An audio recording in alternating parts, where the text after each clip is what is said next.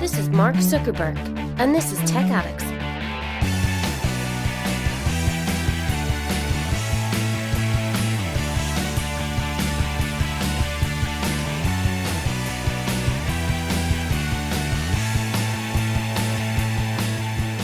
This week, we look at what's happening with the social network, Truth, what's happening with the OnePlus 10, a huge SSD is about to arrive, the trouble with Samsung DeX is, and how much wood could a woodchuck chuck a woodchuck could chuck wood.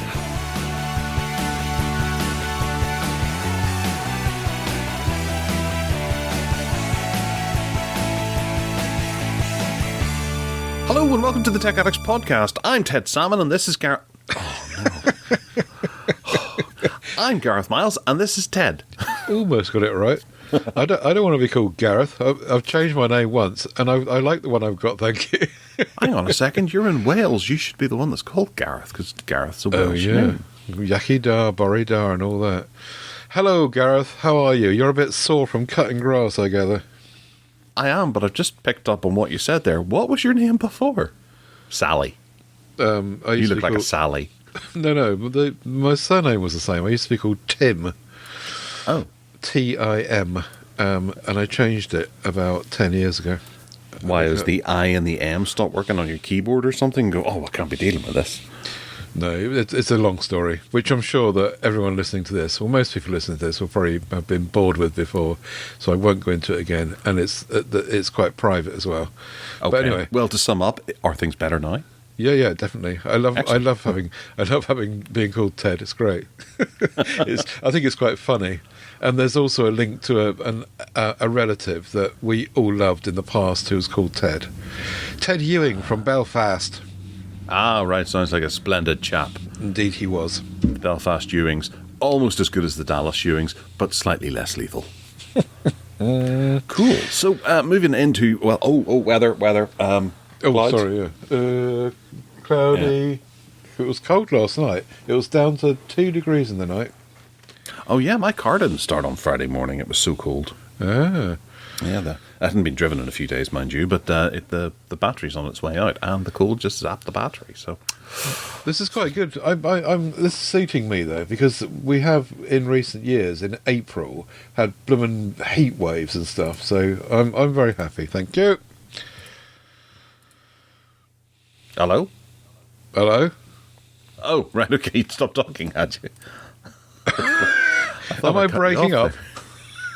There, possibly, yeah. I've just noticed my my levels were quite low there, so I put them up again.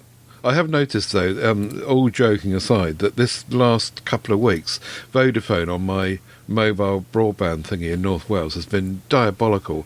Every morning I get up, I start to try and use various, equipment or whatever, and it's hardly working. And I do a speed test, and it's like 1 megabit per second or 1.5 or something. Go and reboot the router, and it kind of goes up. And I think I said to you before that part of the interesting bit about it is that the upload speed is like 25. It's the download that's the problem, and I don't know what's going on. And this morning, today, it seems to be okay at the moment, but I'm having some real difficulties with this whole Vodafone thing, having sung its praises not that long ago.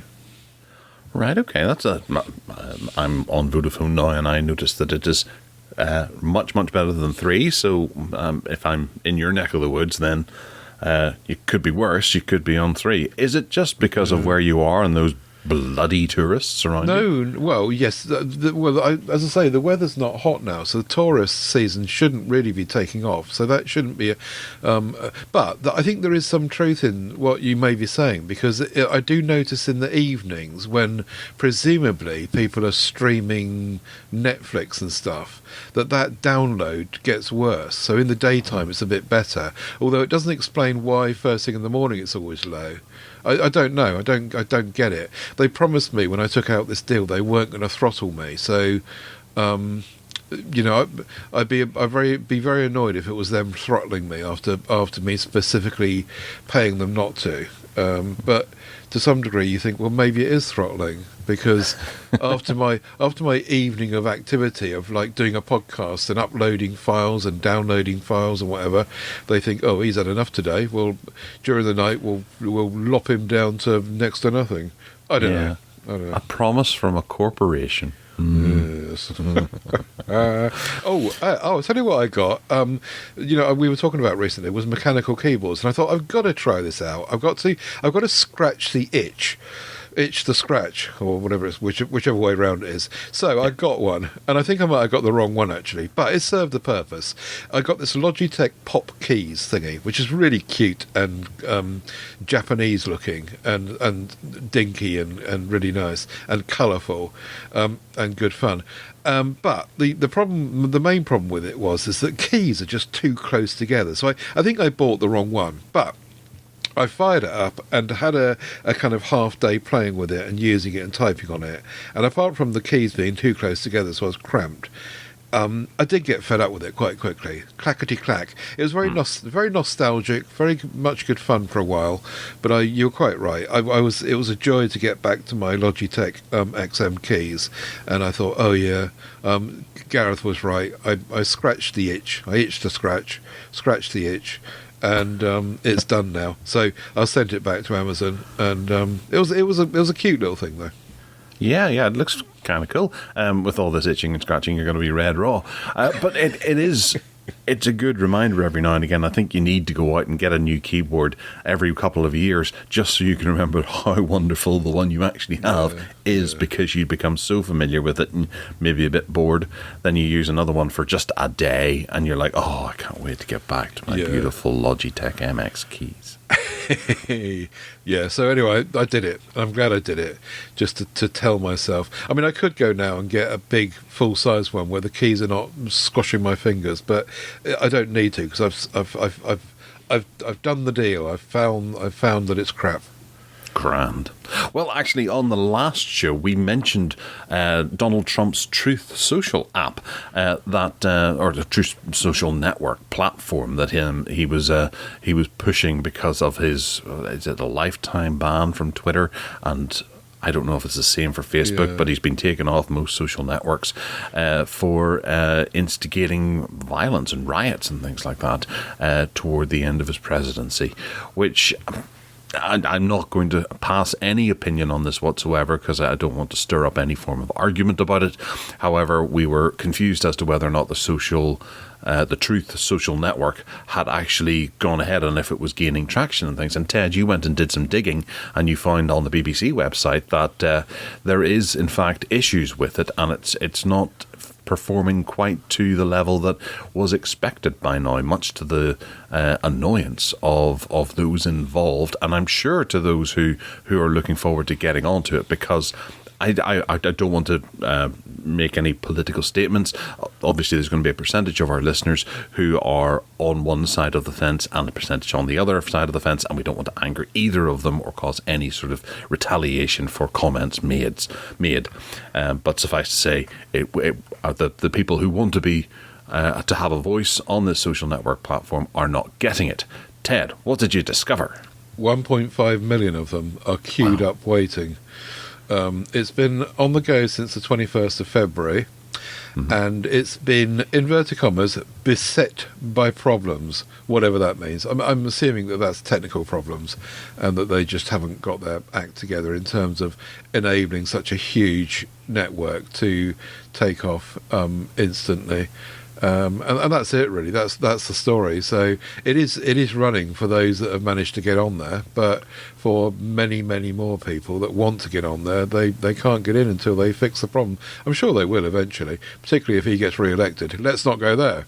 Yeah. Well, it's interesting to see that, even from the article, it doesn't quite say whether or not it is an international platform or is it just the United States of America, or at least North America, for people to be able to register for it. The writer of the article, James Clayton, is the North American technology reporter, and he has registered for it. So it's even harder to work out whether this is a UK journalist or UK-based journalist registering for it. But he was placed 1,419,631 first. At that number. But I guess whenever you actually boil it down, there could be a whole load of things that could cause it problems. There could be the infrastructure is having trouble finding support to be able to host all of the information on, say, for example, cloud storage or web storage or wherever the databases and things go. On, say, Amazon will use that. They might not be happy with the idea of that being settled on their servers, or are they just not prepared for the numbers that are involved here, or is there bugs throughout it, or what? It's really difficult to work out what's going on here. But hopefully that it'll get set up, and those that want to use it will be able to find it and use it effectively. Yeah, well, there you go. We'll see what happens, and we'll see what happens going forward. Chad Dixon is next. Another entertaining and informative show, gentlemen, he says. Some feedback for Gareth regarding my mobile gaming experiences. I had a ZX Spectrum back in the early 80s and loved playing those cassette-loaded games. However, I was never a fan of PC or console gaming, and hence never used independent joysticks. My first foray into gaming on the go was when I got a PSP. I think SSX on Tour Snowboarding was my favourite, as it had a brilliant soundtrack. Since then, I've done all my gaming exclusively on smartphones because I always have one with me, and the recent models' processors can handle the intense graphics. I've been known to be playing Call of Duty Mobile for 3 hours straight on my Samsung Galaxy S20FE and not suffered any RSI. And also a note for me, he says, although I used to play Angry Birds on older Galaxy S devices constantly, since I've got into Genshin Impact, whatever that is, and Call of Duty Mobile, I find it extremely pedestrian. Sorry, well, it is pedestrian. You're quite right, Chad, but it suits me because I'm a pedestrian kind of person. All right. Well, I'm most intrigued. Thanks, Chad, for giving us some pointers there. I'm having a look to see what Genshin Impact is, because it's a game I'm not familiar with in the slightest, and I'm really intrigued to see what people are actually playing. Also, the Play Store is just a diabolical mess. You can't work out exactly what is really popular or what everyone is doing with it. But that looks to be a third-person Japanese kind of fantasy JRPG, I think it is. Where you go around a fantasy world with nice dresses and clothes and stuff like that, and cast spells. No killing.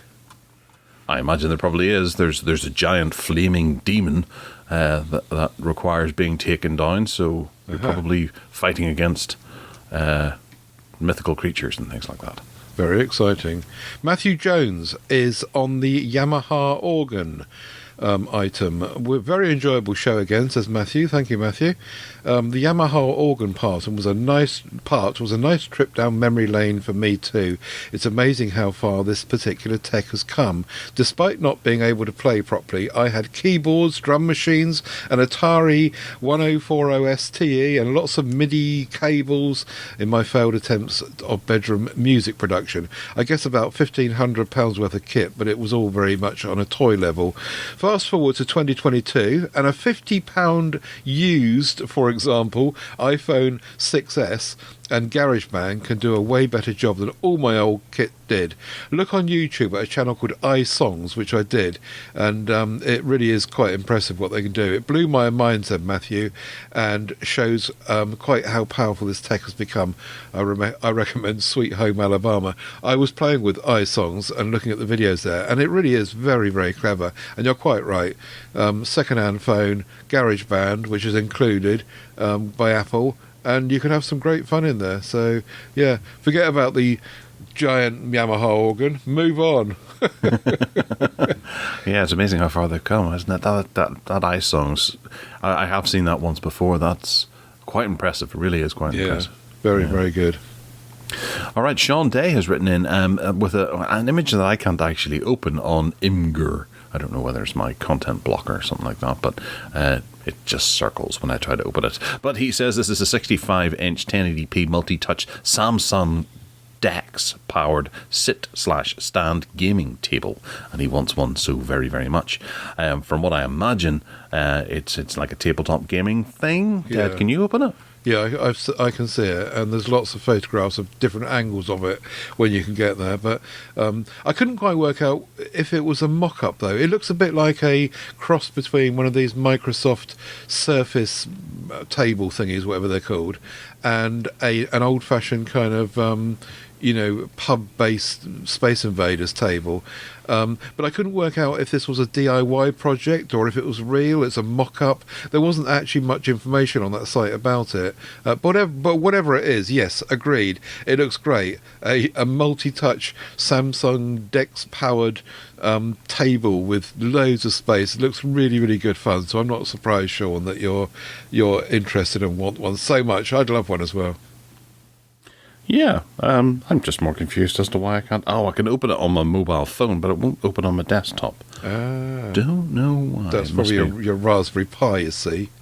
No, but they're both going through the Raspberry Pi. It must be something to do with one of the ad blockers I have on the desktop. Maybe it's just not working the way I want it to work. Have I described it adequately?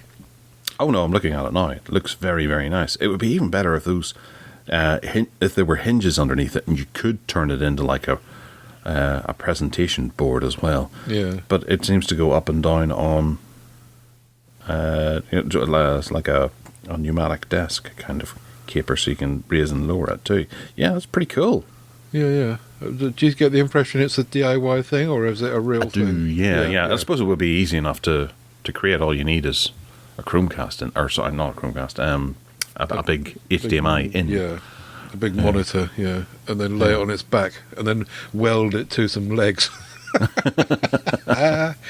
How are you getting on with your Pixel 6 Pro? Phil Hendy wrote in on the fingerprint scanner. He says that since the April Google security update arrived, he was looking for the improvements in the fingerprint scanner. He says that he's been testing it, and he's got successfully 100% of login attempts now, and he uses 4 imprints and his wife uses 1. He does say that you've got to be patient though and not to move your finger, which is this whole delay thing with under glass optical scanners, which is really annoying. Also, if you use lift to wake and the always on display is not enabled, says Phil, you need to allow time for the target area to appear. It's just all delays, isn't it? When my Pixel 6 Pro arrived last October, though, says Phil, I simply could not get my right thumbprint to read better than half the time. It will never be as lightning as quick as capacitive, he says. No in-screen fingerprint scanner is. And also fingers do need to be clean and dry. The whole thing seems like a kludge to me. Have you noticed any difference at all since the April security?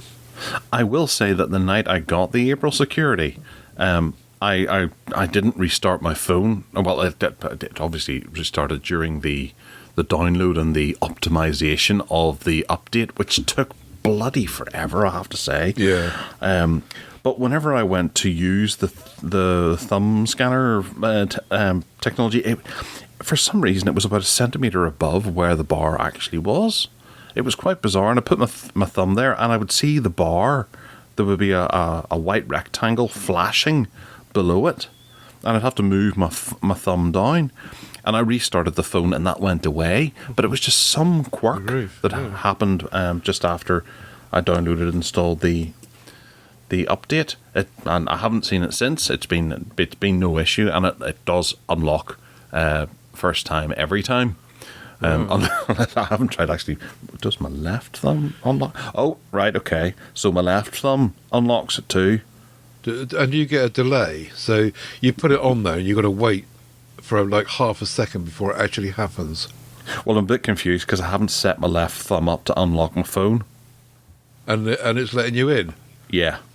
just let me in. If I try my middle finger, yep, that lets me in as well. Oh, that's terrible. My little finger. Oh, hang on a second. Right, I'm going to try my... Oh, wait, no. I'm an idiot. You're using the wrong phone.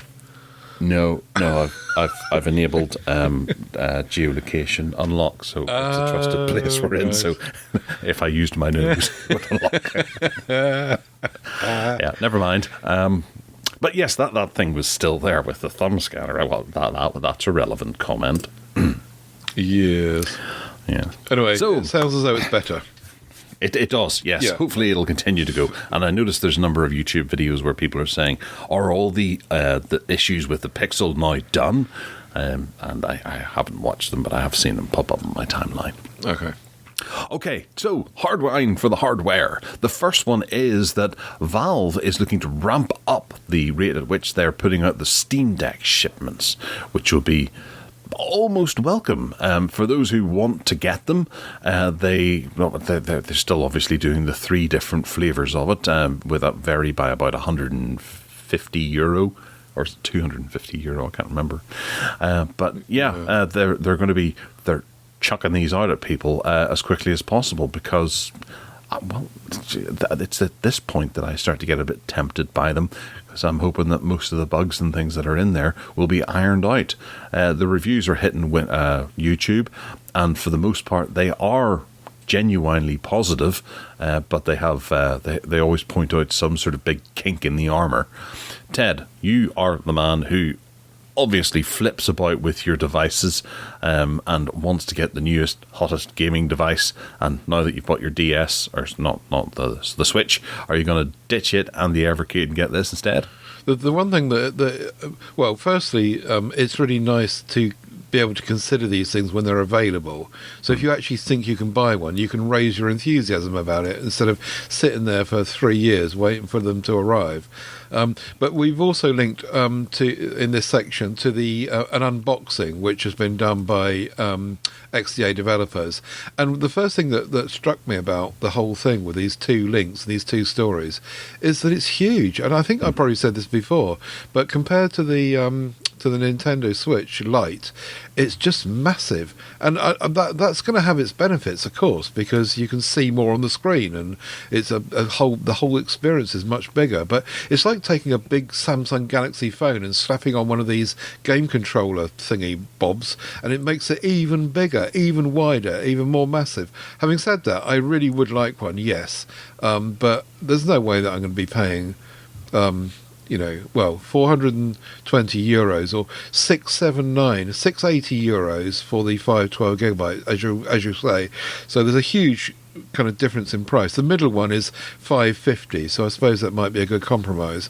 But yeah, I don't know. I'm not into the kind of Steam world. You are, though. Yeah, I am. But the compatibility is. You all right?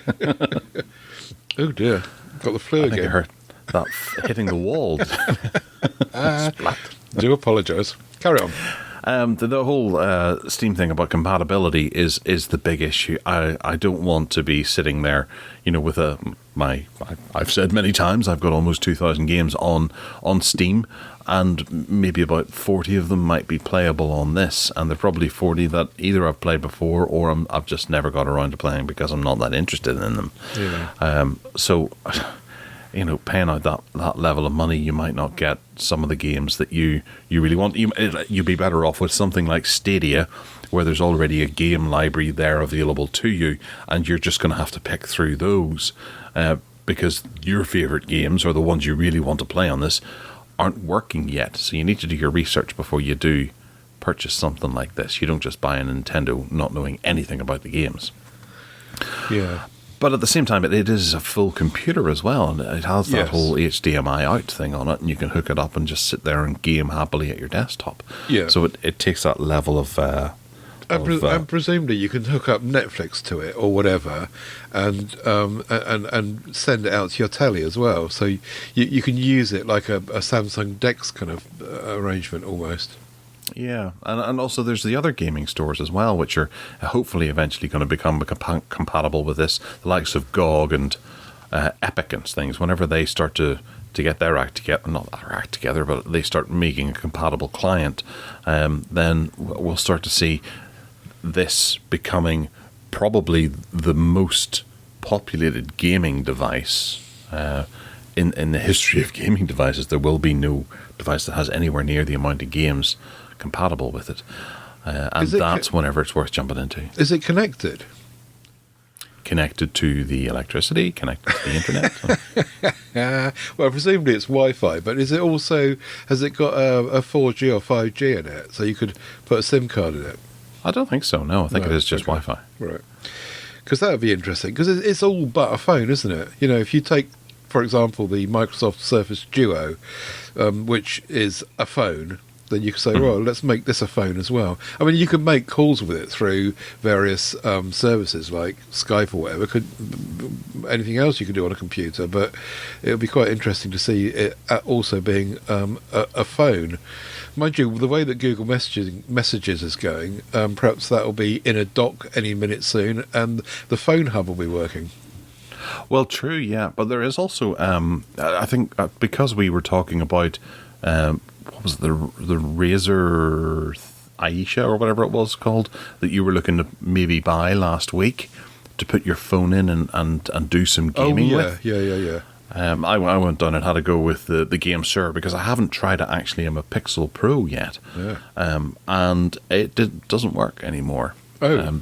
The latest version of Android has disabled the USB Type-C. And it seems to have been this way for the last 4 months.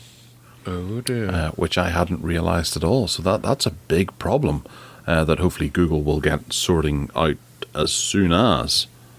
Or perhaps they won't. Or perhaps they won't. They're going to be wanting people to go and game on their Chromebooks, which we'll come to later on. And also to game directly online and not to be using peripherals in the USB-C slot. Very, very bad.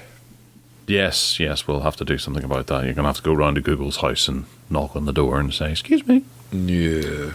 All right, the Reno 8 from Oppo is... likely to be the... what should have been... the OnePlus 10. The OnePlus 10 Lite. No, the OnePlus 10... not the OnePlus 10 Pro.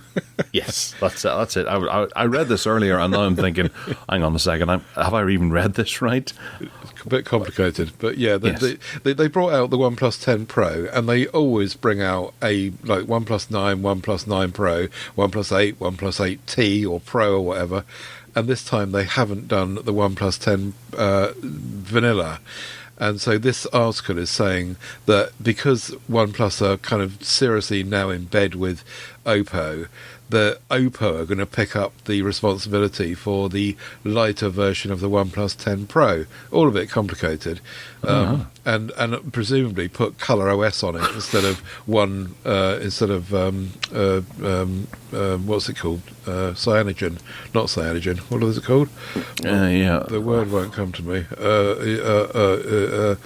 Thingy. God, what is it? I can't remember either.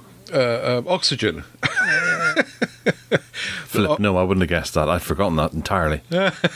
Oxygen OS. So the 10 Pro is a bit of a beast. The usual things missing with the card slot and the 3.5mm, but laying that aside, it's a bit of a beast. It's got everything else pretty much, but the smaller and lighter version is not being made available under that branding.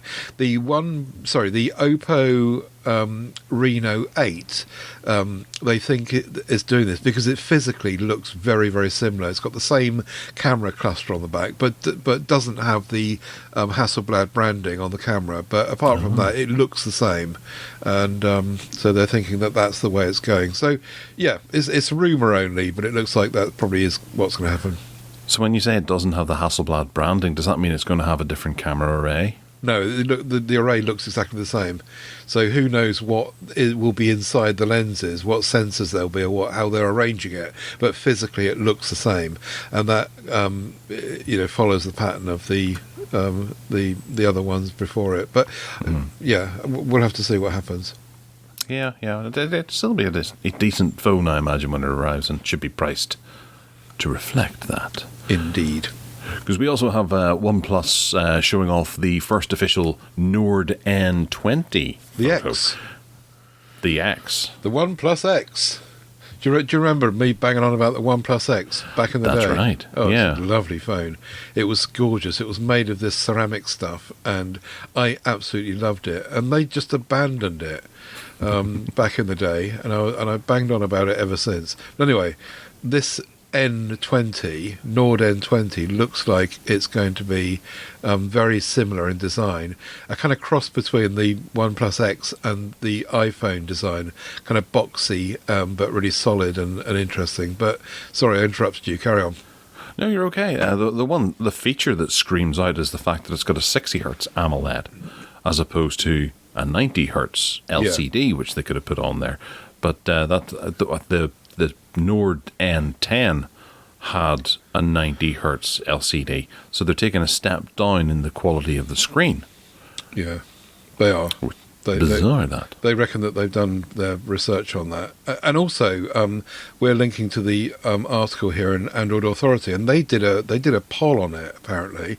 I didn't see this one going on, but apparently they did a poll, and they said to their members, if you had the choice between a 90 hertz LCD or a 60 hertz AMOLED, which would you choose? And unresoundingly, their members chose the AMOLED, even though it was 60 hertz. And I must admit, right. I still can't tell the difference. I know I've got 60-year-old eyes nearly, but even so, I really cannot tell the difference. And I would go the same way. I'd take the AMOLED every time. Yeah, well, I moved my I had to use it just for a day, my S10 Plus. And I was going through it, and I just noticed the difference big time. And I guess I'm just so used to the Pixel 6 Pro now, and its adaptive refresh rate, that I'm glad. I am glad. I do know what people can complain about. Obviously, it's not worth spending a huge amount of money on. But, it's something that you probably get used to, even if you were in a future generation to have to drop down to a lower amount of hertz. But, whenever it's the AMOLED, I'm sure it looks gorgeous. I'm also using my S10 on 720p, and I cannot tell the difference. Black and white as well. I don't see the point in all these colours. I really can't. I honestly cannot tell the difference. I did some testing this week. I switched it from 720 to 1080, then 1444, and I just couldn't tell. And maybe it just is the age of my eyes, and everyone else around me can see this, but I can't. Anyway, there you go. We've talked about that before. They reckon it's going to have a Snapdragon 695, couple of boring cameras, 6 gigabytes of RAM, 128 gigs of storage, and this is the standout thing for me. The screen was the standout thing for you. The standout thing for me is someone else releasing in April or May 2022 Android 11 devices. For goodness sake, come on. Let's release new devices now. I know you've got a lead time on development and all the rest of it, and I'm sure this will be a very cheap option for people, but come on, Android 12. Android 13's around the corner, for goodness sake. Yeah, we're going around their house as well. After you finished at Google's house. Knock, knock, knock. Mr. OnePlus. Right. So, Ted, do you have your affairs in order for whenever you die? No. No. Well, I have written a will. Oh, okay. Yeah, so it's a physical will, which is kept in a box, and everyone that is important to me knows where it is. Not that I've got much to leave, apart from a whacking great big computer and a monitor and a Zoom recorder. Ah, right, okay. But you do have a certain selection of lingerie models in your Google Drive, don't you? What's going to happen to those? Good point. This is an article in The Guardian, which I know you hate, but I would put it in anyway, about how you leave your digital legacy to people, and what these kind of tech giants are allowing you to do. And it's an interesting article because it runs through the tech giants and says which ones do what. I'm not going to go through it in detail, but the Apple have got a system whereby you can do this stuff. If you die, you can make arrangements ahead of you dying. to make sure that your data's not lost if you don't want it lost, or for it to be lost if you do want it lost. Google's got a inactive account manager which lets you set time scales on how inactive your account is and what to do about it, and nominating people to send stuff to. Facebook have got a really complicated system of memorializing stuff, but yeah, similarly nominating someone to send it to. Twitter doesn't appear to have anything. Instagram is part of Facebook, so it's got this memorializing thing. LinkedIn, blah blah blah blah blah. Read it for yourself and see what you think. But interestingly, Microsoft have got nothing at all. They've got a hands-off approach in dealing with deceased users. Fair enough. And so on, really. But it's just worth kind of scouting through this. Did anything stand out to you? Well, it's something that I'm constantly thinking about. You know, if you were to get hit by a bus tomorrow, what happens to all the crap that you've accumulated? You know, over the last year, we've lost a couple of relatives quite close to us, and I know that some other people have done as well. You know, just to put that out as a broad statement, lots of people have lost loved ones, and you go through their possessions and things like that, and you realise that some of the things that they've kept, some of the things that you're maybe. Who was it? Was it Michael McIntyre or Jimmy Carr? No, it was Jimmy Carr. He had this thing about how his grandmother, his gram, had a box where she would keep, was it sachets of sugar of all the different places that she had visited over the years, and she put them all in a box and she had them all nicely arranged, and then whenever she passed away they got to look through the box and put them all in the bin. It's like, right, I have a little I have my Alcatraz pint glass full of pens of all the hotels that I have visited over the years. And not that I can remember where any of them actually are. Flippin' heck, Pullman Hotel, the Alderley Edge, oh, that's in London. Going through all of these pens, what's going to become of them? People will just start using them until they're dead and then chuck them in the bin. But I haven't used them. They're all in perfect working order, but it's just one of those little quirky things that I collect. Yeah. So the same goes for your digital stuff as well. If you were to go through my Google Drive and I was to go through your Google Drive, you'd probably go, oh, there's a bunch of receipts or whatever here, or PDFs that have been sent through, or stuff that I've scanned in that are important to the car or to the house. But you know, there's a lot of other stuff as well, personal stuff that you've kept, photographs and things like that are important to you, and you need to be able to work out what's going to happen to those. Are they going to pass to your children? And then there's Google Play Movies, something we were talking about off air before we started this podcast about. I have quite a superb collection of movies, I have to say, in Google Play Movies, from Ultraviolet and things that I've bought over the years, and they're in my family library. Whenever I pass away, do my family lose access to those? I think they do. I think Google specifically exclude things like that. You know, your data is one thing, so stuff you've got in Google Drive, that's the kind of thing they're talking about with these arrangements, not films and music and TV and stuff that you've bought in that respect, because they're up against the legislation with regards to copyright and stuff, because the person that buys it is supposed to be the only person that it's for, and that would break all that ruling if they did that. So I think the answer is no. Well, I remember Bruce Willis was actually the thing here. He was the license holder of his iTunes library, and he'd spent several $1,000s on collating his iTunes library. Yeah. And then he was working out with his will, because it's several $1,000s worth of music in there. Who does that go to? And then he found out it doesn't go to anyone. No. And he tried to take Apple to court over it because he bought it, but then you're only buying a license for the duration of your life. That's right. It's not buying a CD and having it sitting on a shelf. No. However, what you can do is make sure that your relatives have got your passwords. So you can leave in your will or in your wallet or whatever your password and make it clear to your family that if I was to snuff it, you can get into my accounts. Here's the password. And actually Google and Apple and whoever else would then not ever know anything about it, as long as they've got also access to two-factor authentication and stuff and your phone. But if you're dead, they probably would have. So you could just carry on, your relatives could just carry on watching your films on the back of your account. Well, there's going to be a day where Apple turn around and go, hang on a second. He's been listening to the Travelling Wilderberries, for the first band that popped into my head, for 250 years. What's going on here? Yes, that's a good point. There must be some sort of cut-off, and a robot's watching that. Yeah.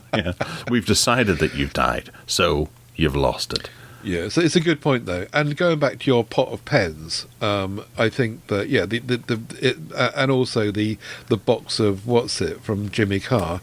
The reality is that when people die, stuff just gets chucked away, and your pens will just be chucked away. No one's going to use them, and and even if they do, the next generation of people wouldn't. I've still got some keepsakes from my grandmother, for example. But when I die, no one else is going to be interested. I'm only interested because I knew her. So I think 2 generations down the line, people are not interested anyway.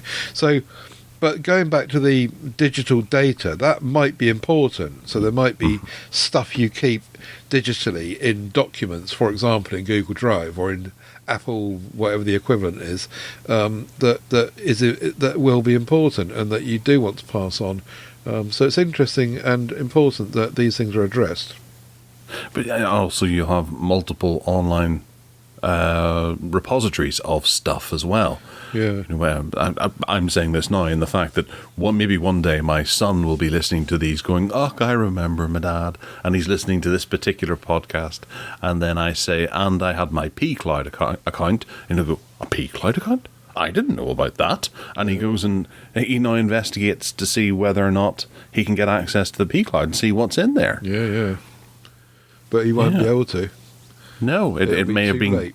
Done away with, and all those lingerie models will be laid waste.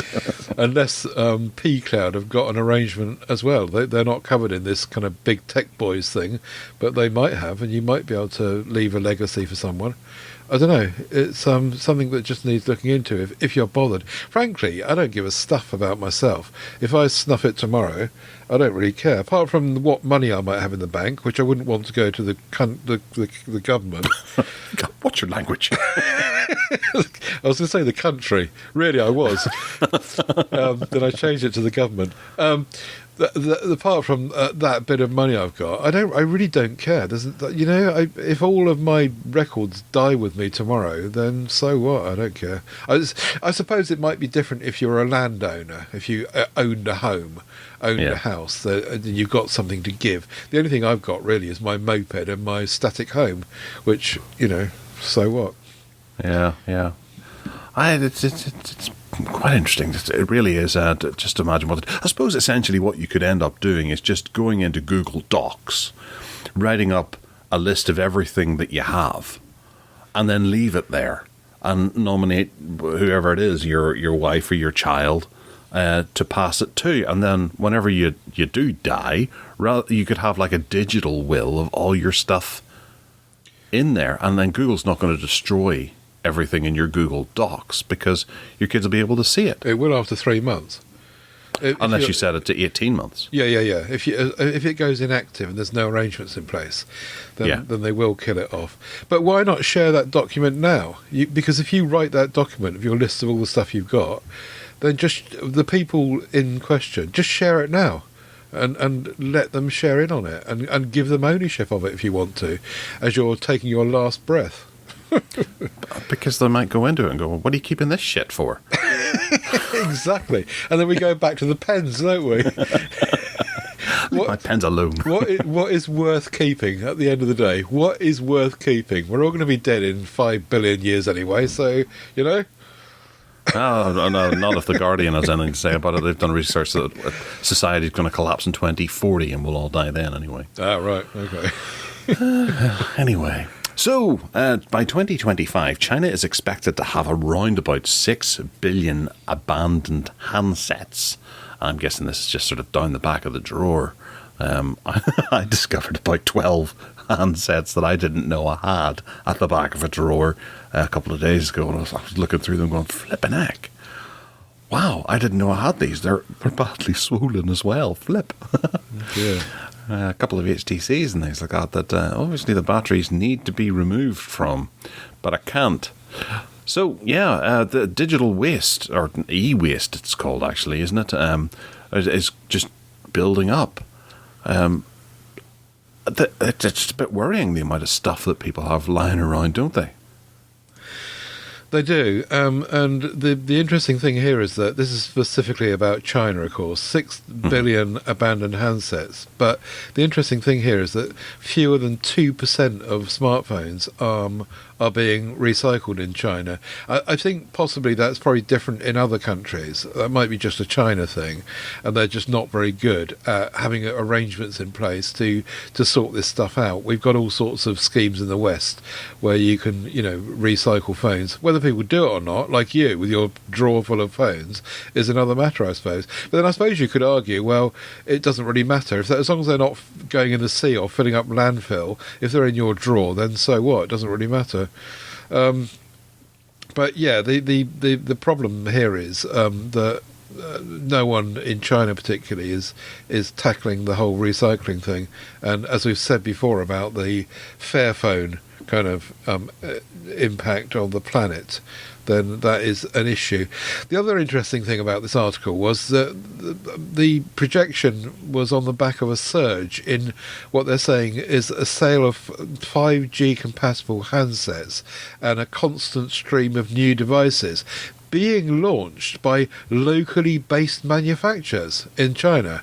So does that mean that China is, forget about your Huawei and your Honor and your whatever else, big names. Does that mean that in every town there's a little manufacturing plant going on where people are making 5G compatible handsets that never make it out of the local community? Yeah, people are having a go. Perhaps they are, yeah. Wow. Who knows what phones are out there in China that no one's ever heard of because it's a local bloke that's done it. He's set up a factory in his garage. Yeah. See, having been through a grammar school, I know that authorities like to, establish ways of punishing and making sure that things happen. So with this kind of alarming amount of redundant handsets sitting not being used, you've got a funny feeling that perhaps there's going to be some sort of, dare I say, a new world order coming in to say that, in order to get a new phone, you have to hand over your old phone. Right. You can't keep your old phone and try and sell it or just have it at the back of a drawer for a rainy day. So it kind of makes sense for something like that to come along.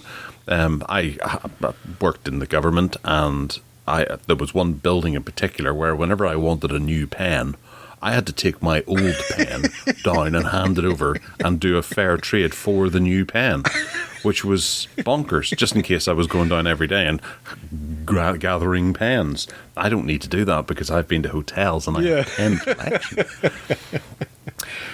So, yeah, it's...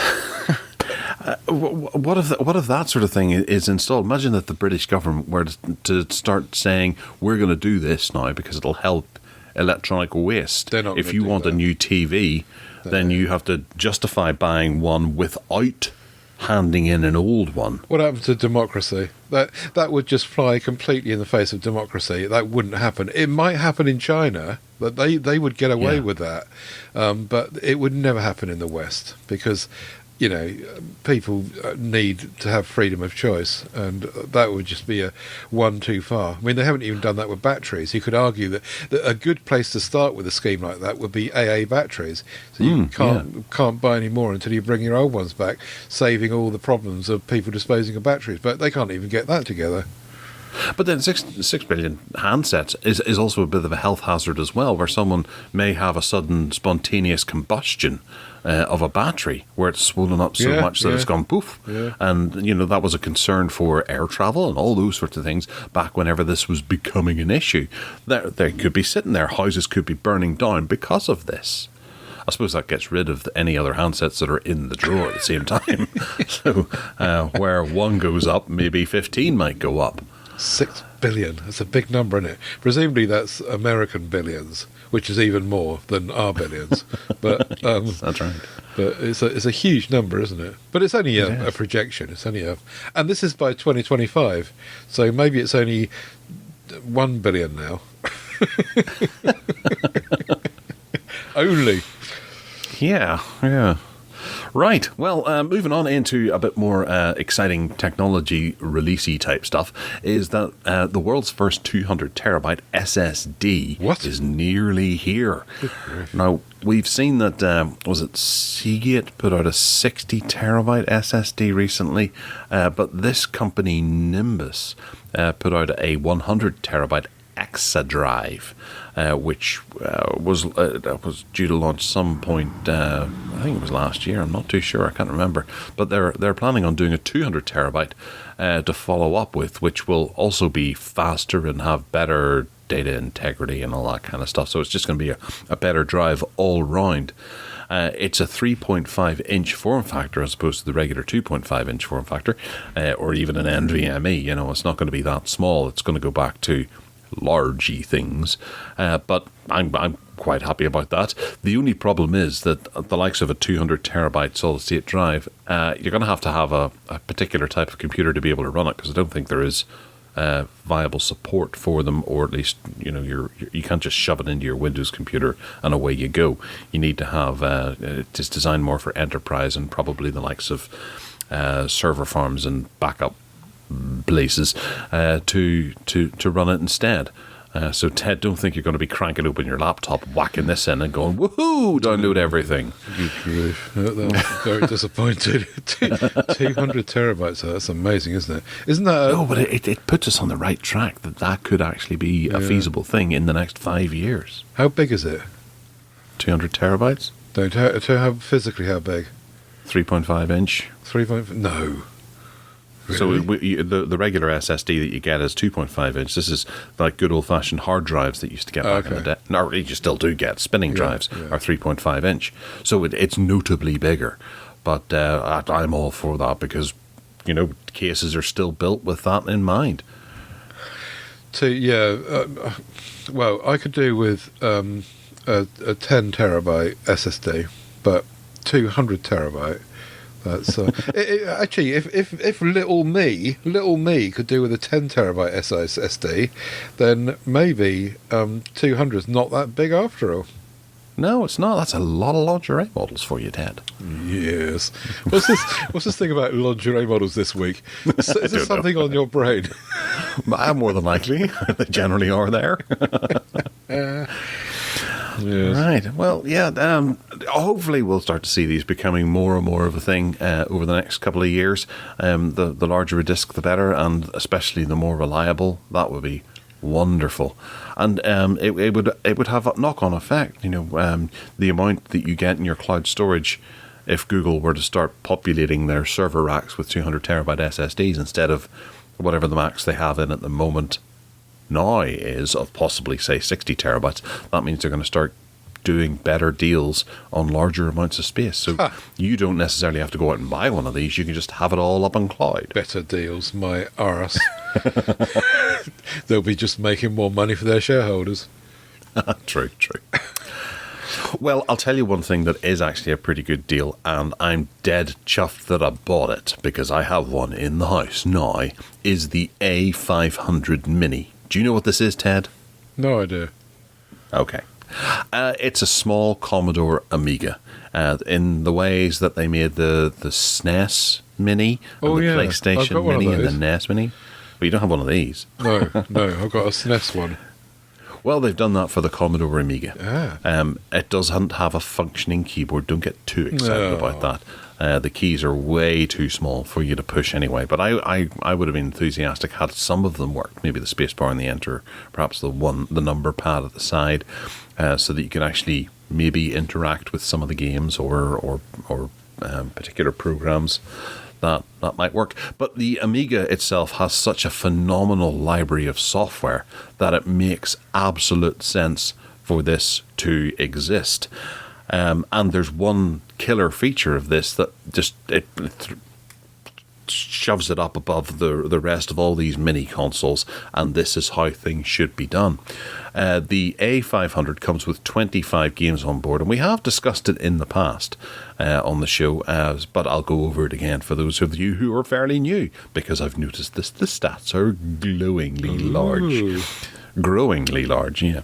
It outputs at 720p at 50 or 60 hertz. It's got 3 USB ports on the back, most of which you'll probably use straight away, because it comes with a mouse, which is a good old-fashioned tank mouse that's slightly smaller than the original. But then there's also the gamepad as well that's modelled around, if anyone remembers, the CD32, Commodore's ill-fated second attempt at a dedicated games console. It's a good quality, comfortable game controller for playing the games that are included on it. The games are pretty much hit or miss. There's a few of them that are really cool, and some of them that are a bit and then some that I've never heard of before, but obviously someone else has to be able to put them on there. It's plug and play, shove it into your HD TV and away you go. But it has a thing called WHD load on it, and this allows you to take any game that you own and have maybe a rip of, and be able to sideload it and play it through the interface on it, which is great. How do you do that physically? You stick in a USB stick. Oh, okay.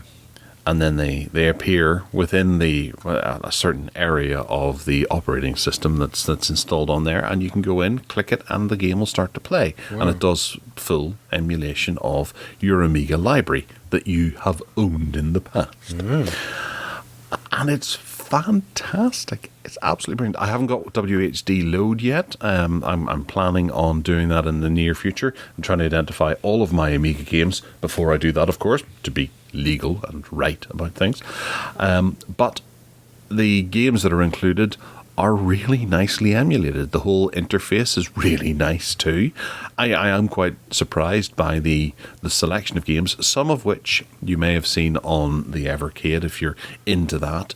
So the likes of Speedball 2 isn't quite as a novelty, and the Chaos Engine as well, as a novelty that you would have expected, but there's a bunch of games in here that are really exciting, the likes of Alien Breed and Stunt Car Racer and things that have and Supercars too have not been effectively emulated in a legal bought over the counter kind of way before.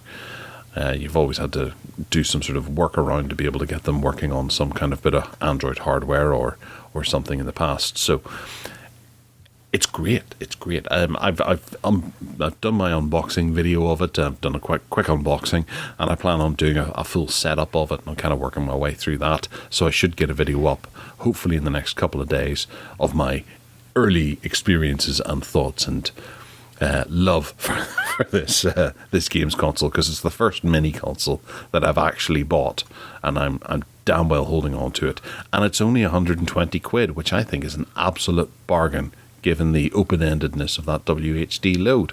Mm-hmm. Ted, are you going to buy one? I would if I had 120 quid spare, because it looks like quite good fun. And actually, one or two of those games I actually know. I don't normally know these games. I recognise Arcade Pool. Another World I recognise.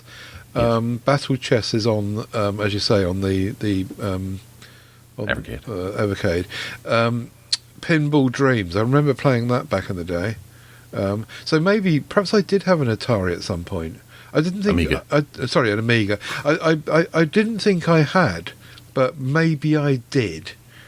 Well, these are games that are from Gremlin Studio House that you're listing there, the likes of Zool, which did come out on various different platforms. Okay. So you could get it on Mega Drive and things like that. Right. So it's possible. But they all have their own sort of specific versions. And the Amiga was such a well-powered and well-regarded system that it was able to handle most things rather well. Whilst you might get a slightly different port of it arriving on the Atari ST or the PC or SNES or Mega Drive, the Amiga was generally the sort of one of the best home computer versions that you could get. So generally they were all really good, or Very good. almost good. Where do you get it from? Because on this article we're linking to, there doesn't seem to be a buy link anywhere. Oh, I purchased it from Amazon. Oh, okay. And it arrived on Friday morning. Okay. Which I was dead excited about. I was really worried because I was working in the office on Friday, so I was like, oh no, I hope I don't miss it. But I didn't. Very nice indeed. And the wee thing, even just as an ornament sitting under your TV, it looks really nice. It's a beautifully designed lump of plastic with probably a Raspberry Pi or something like that inside it. But that WHD load thing, I think once I get that in the full swing, I'll be spending a huge amount of time with it over the next couple of weeks. You've got far too many gaming options. Yeah, well, it sits beside my Evercade VS, and the two look very, very nice together. You have Lovely. you can't neglect one for the other, though. They'll get upset. No, but the Evercade VS is great whenever you have your mates around, and the two of you take a controller each and go and battle it out on something in particular that they've never heard of, but you might actually fancy. Yeah, very good. All right, flap your trap about an app. Google is bringing traffic light and stop sign icons to the navigation in their Google Maps app, which is pretty cool. I haven't quite dug down to see whether or not this is going to be America or if it's rolling out to the UK, but I know that in the UK, the road centerline data, because I worked on that about 20 years ago, was all captured, especially around Northern Ireland, where the data was captured as to whether or not it was a one-way street or a two-way street, and at the end of that, you turn left or turn right, and also if there was traffic signals, and if so, what type. So that was all captured and put into the Ordnance Survey data for mapping that could be utilised by the likes of Google, and I've never understood why we don't have that information yet, whenever I was part of it, whenever we were collecting that all those years ago. But Ted, do you use Google Maps enough to know whether or not you would make use of stop signs and traffic signals? No. Oh. I never go anywhere. I'm not like the rest of the people in the whole world. I'm a bit of a hermit, as you know, and so I don't really go very far. But, of course, anything that's going to help. They do tend to roll these out in America first, but, they do tend to also get them to us eventually. So I'm sure it will, if it's not rolling out to the UK, I'm sure it will in time. But, yeah, anything that anyone can help, anything that they can do to help people travelling safely and efficiently, then that's good, I suppose. Yeah, because at the moment, whenever you're using Google Maps to drive from A to B, you kind of get the feeling of where there are traffic lights because you can see the traffic data turning red in certain areas. Right. So that either means there's been an accident or there's a roundabout or traffic signals. Uh-huh. So you know what to expect where you're coming along and just driving along a regular road and it's a straight line, but then there's a big red area. That's what it is. But having a bit of an indicator to say, oh, it's a stop sign, or even something as simple as, a turn left filter lane or something like that, that would be quite nice to throw in there just to give a driver a wee bit more to distract them from the road, but also a little bit more of a heads up of what to expect whenever they're trying to drive from A to B. Yeah, and if this takes off, they could even consider putting a stop sign on the road, physically, for people with eyes to see and not have to rely on looking at their phone first to actually see what's coming up. Or looking at traffic lights. They'll start putting traffic lights on junctions, won't they?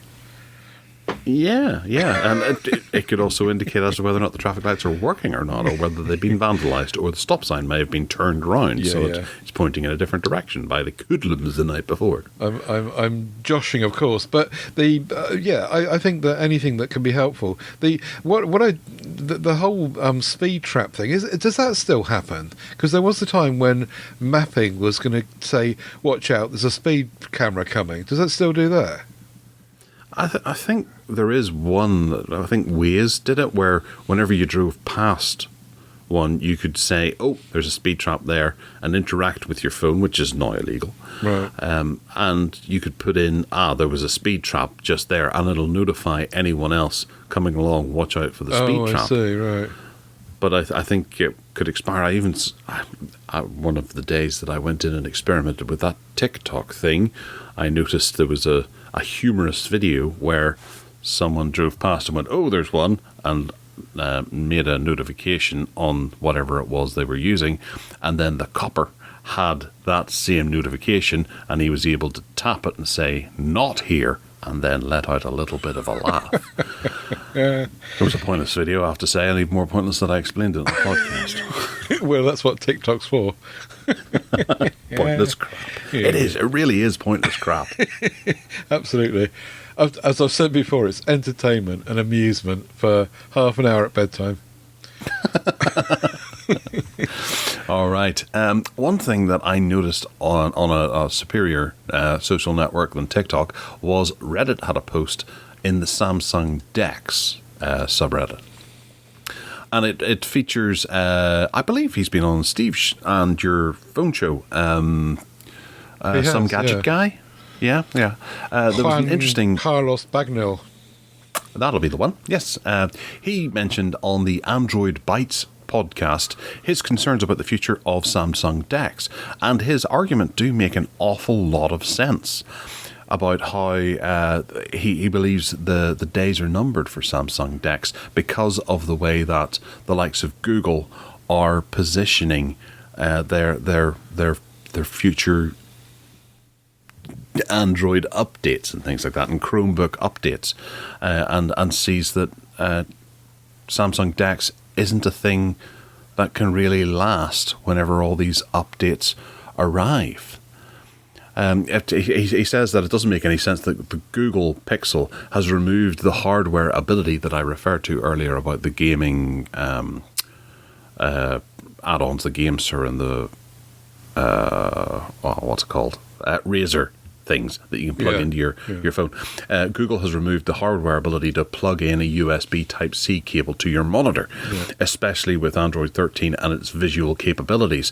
It's a no-brainer that Google ideally would want to take Chrome OS and make it project onto your display with a Pixel smartphone. So Google have firm plans of where they're going, but it's at the detriment of Samsung Dex. Do you have any thoughts on that? This is his view. Yeah. And it seems logical and sensible. Except that in the comments following it, most people are disagreeing with him that Dex has got enough about it to be moving forward, and Motorola have just jumped on board with a new scheme. Huawei are doing it as well. Google are talking about doing a similar system.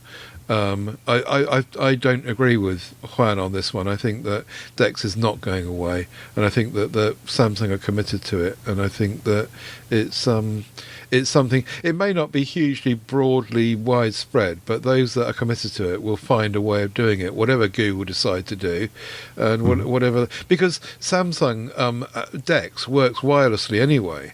If you want it to, it works with a cable, but it also works wirelessly, so there are ways around this without Google sticking their oar in and stopping this, that, and the other. Yeah. No. I think that it could fall either way, but I do think it's gonna put extra stress and things like that on Samsung Dex's department to develop more, and Samsung may realize that they're actually having to invest more and more resources into making Dex a viable platform for people to use, and it may not be worth it in the long run with the amount of people that actually use it. Yeah, maybe. Yeah. To me, I keep saying this. I think that Dex is a toy. It's fun. It's not really a productive tool for me. But I think that there are lots of people that approach it in that way, and Samsung are not stupid. They must have done their market research on Dex and continue to support it. However, I did notice that when I was setting up Dex on Windows recently, that when you go to the setup pages for the Windows software, it does say that the Mac OS version has been stopped. So they have decided not to continue to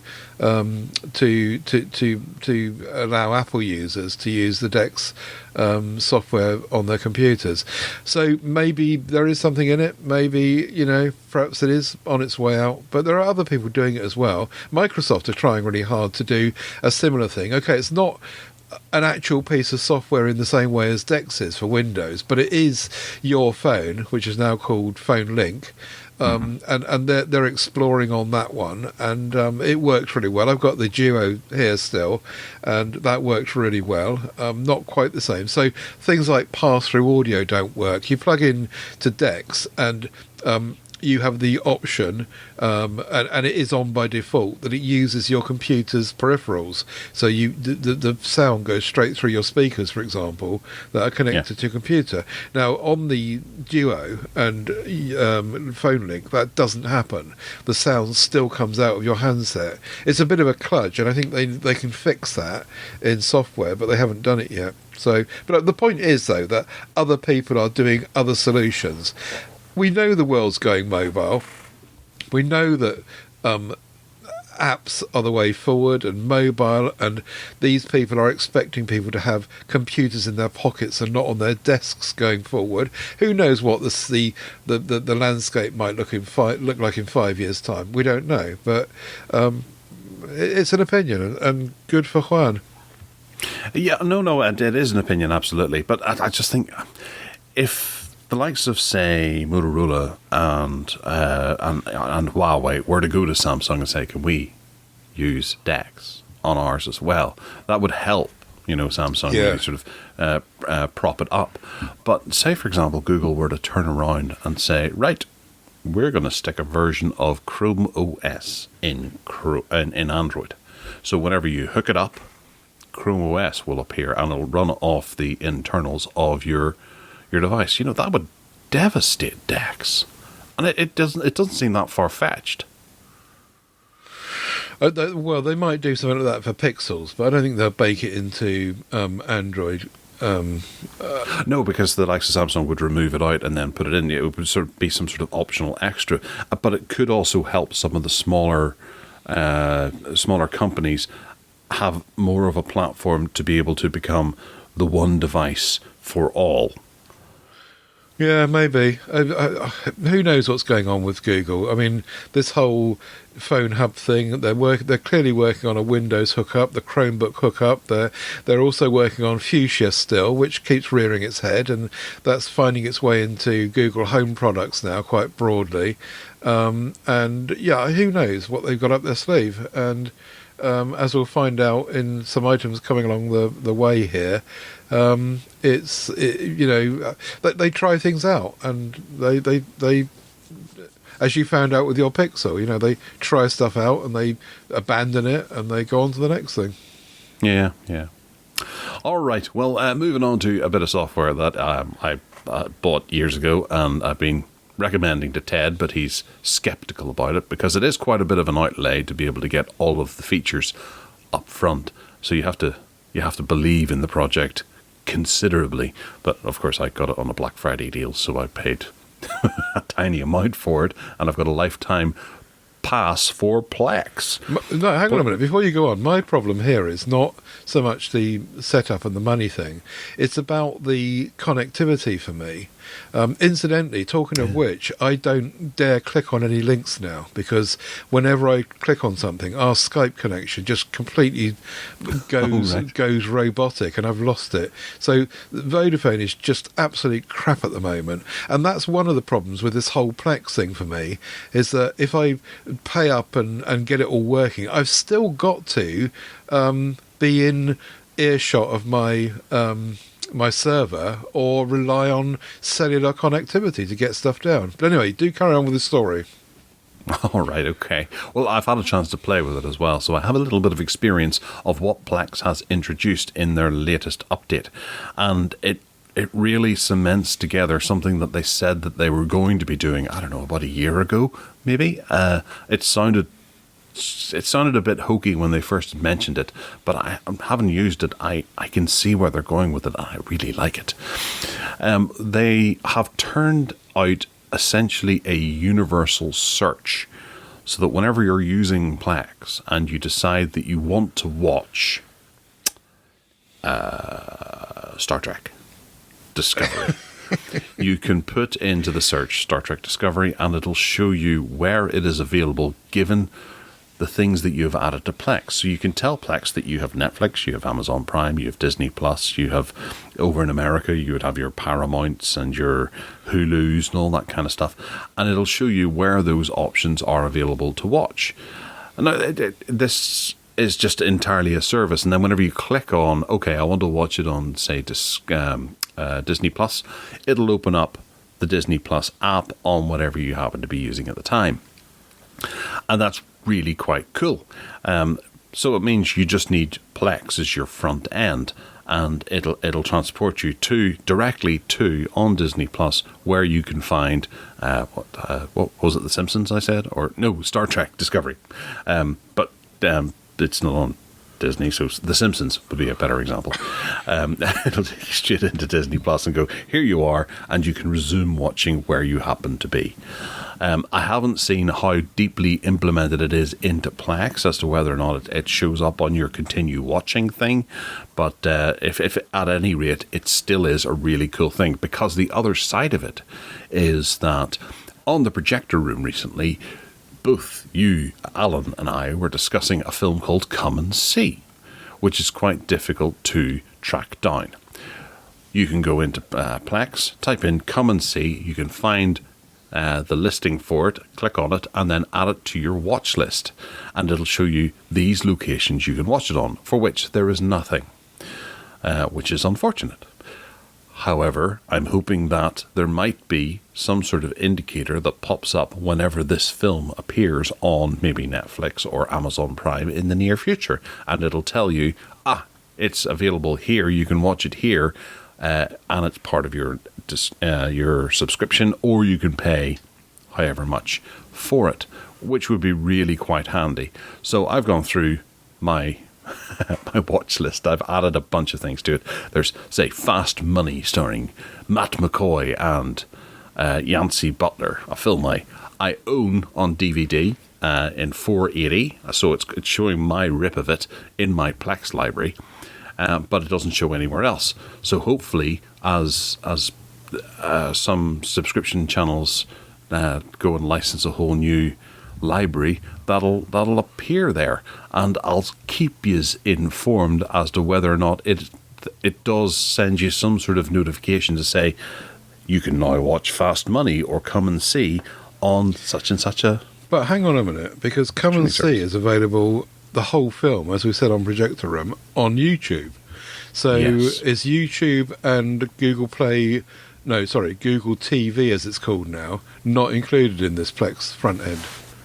Technically, it's illegal on YouTube because they don't have, whoever's uploaded it doesn't have the rights. You find this an awful lot. If you go into YouTube and type in any movie, you'll see that someone has it streamable for the duration until YouTube goes, and then gets rid of it. But the question remains, though, what about the Google content? Is that not on the Plex front end? Okay, well, let's try. What do I have in Google TV? Because if you go to YouTube, there's all sorts. You can access your Google Play Movies library from inside there.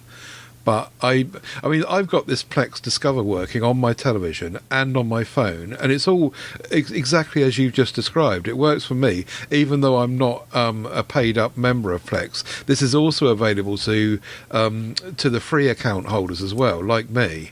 But I couldn't find the Google link in there. Okay. Just going to yes. There's a point. Right. So Mission Impossible. I have it. I don't have it on Plex. I don't. Where I click on Mission Impossible, it says that I can watch it via subscription to Now Cinema, Sky Go, Virgin TV, ones I don't have. I can rent it from Amazon Video. I can rent or buy it from Google Play Movies, even though I own it in Google Play Movies. I see. So if I click on that, it did take me through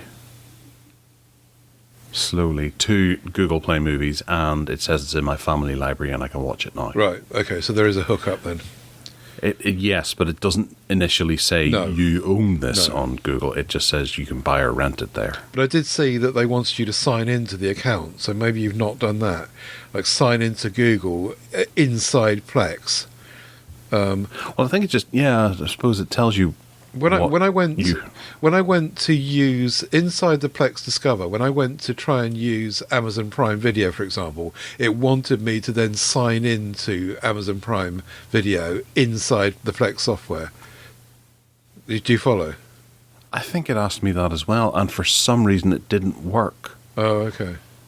Maybe I got the wrong password or something like that, but I had to change my Google password over the weekend, and I'll have to have more of a play with it to see exactly what it's looking for, because I don't see an option of where to add. It's to say, for example, Paramount Plus was to arrive tomorrow, and I want to add it into Plex. I haven't found exactly where to add those in yet. Okay. And on the server side of things, Plex has a vast array of online media sources. Right. I'll explore that later on rather than boring the listeners with it right now. But the central point here, though, is that you do not need to cough up money to do this. It's also available to people like me who have not paid Plex. Ah, okay. Well, it's another reason to have Plex sitting at the forefront of your streaming device. Yeah, I suppose so. If you want all your stuff kind of in one bucket together, but then who's to say that somewhere down the line, Amazon will fall out with Plex and say we're not letting you do that on our, and then Netflix come along. We don't want Plex doing our stuff, so they'll all take them away, and then we'll be back to the same position as we were with Google TV. Nothing actually works, or like with the Roku, you're relying on deals being done, and everyone. Anyway, we'll see, won't we? Well, I suppose Roku do offer that as well, where you can type in the name of a film and it'll search the listings to see where it is. Yeah, but there was a point at which they had to do a deal with YouTube, if you remember, because YouTube were going to be taken away from Roku, and they rescued it at the last minute and all that sort of thing. So you're in their hands is the point I'm making. It might be nice to use one front end like Plex or Roku or whatever, but you're kind of at the mercy of whether they want to keep talking to each other. Yeah. Well, we'll carry on investigating this. We'll see I'll see what I can find, and go forward, because I've just added Disney Plus and all four. I can add that as well. I found the thing, but I'm not going to go through it right now. Yeah. Okay. So, Ted, Windows 11 is getting full screen widgets.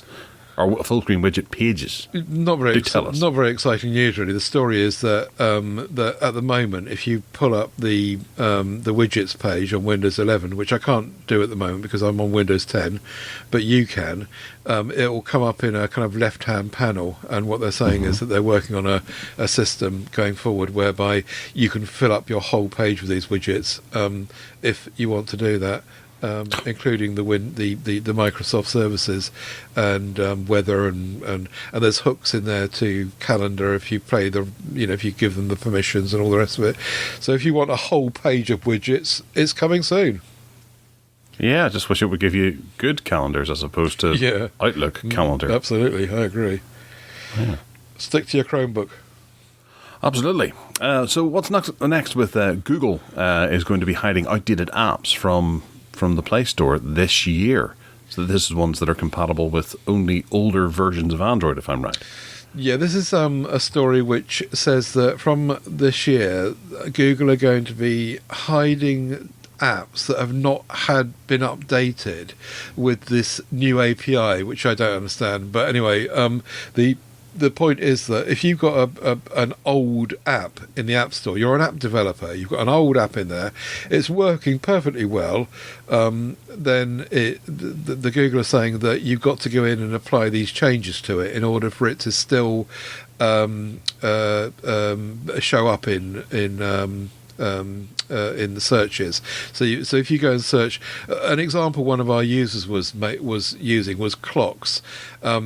The counter argument to the annoyance for developers here, like our other member Malcolm Bryant, who is a developer, and he's saying this is the right pain because actually my apps work perfectly well in there, and they're making me go in and jump through all these hoops to make sure they continue to work well, but they work well anyway.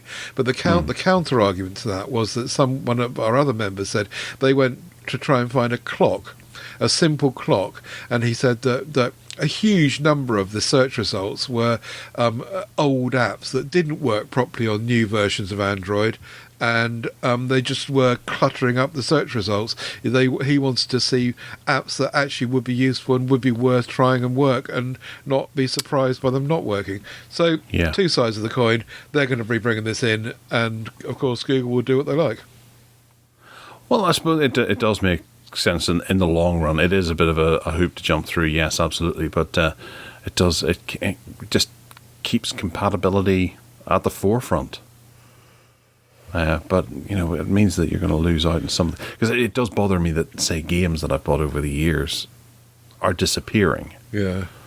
Because the person who designed it or the software house has moved on to something else or doesn't exist anymore, so they're eventually going to be gotten rid of. It would be better if there was also a side of it where you could say you could have a trusted moderator or something like that can go in and test them before they get rid of them. But I suppose there's that many of them. It's difficult to do. Or wait for a developer who is still going and is still there to pipe up and say, I don't need to do this. Like, for example, Malcolm Bryant, who's got apps in the App Store, he's now considering just taking them out. And anybody that wants them kind of can sideload them from his website because this is too much of a pain. But if there was an infrastructure whereby he could say, have a look at mine because they still work fine, instead of making him jump through the hoop. Anyway, that's the issue. Yeah. It's a tough one going through. But, well, we'll see what happens. The next Play Store thing is about the question of what's an appropriate app or not, and the new Google Play Store rules coming along complicate the question, because the appropriate apps for children particularly can differ from region to region, and it looks like Google are going to try and do some sweeping changes to the way in which that works. But the counter argument to this one is that different cultures have different levels of accepted content for different ages of people. For example, there are some cultures where people are not considered to be adult till 21, and we used to have Japanese students staying with us, for example, and they are not considered in Japan to be adult until they're 21. There's a good example. Whereas in America, you're 16 and you're that's it. You're done. In some parts of America, in the UK, it's different again, and this is complicating the whole thing if they're going to make one blanket rule worldwide. Yeah. Obviously, alcohol laws are one that's a perfect example here, and you can. A 19-year-old student in America can't drink, but whenever they come to the UK, they can. Yeah. So, you enter into different territory and you get a whole different set of laws that apply to you. Google can't really mess around with that too much because they're already there and established. But they're going to. Yeah. But then they're a law unto themselves, aren't they then? Yeah. And the third Play Store item is that Google are going to crack down on a bunch of data stealing malware. Now, you'll love this one. If you click through to this one, because I can't click through to it, you can perhaps highlight what it's about more fully, because I can't quite remember the details. But it seems like there's some government interference going on. Do I remember properly? Well, the search giant has taken measures to boot apps with hidden data harvesting software out of the store. And this, there's a link to American government, isn't there?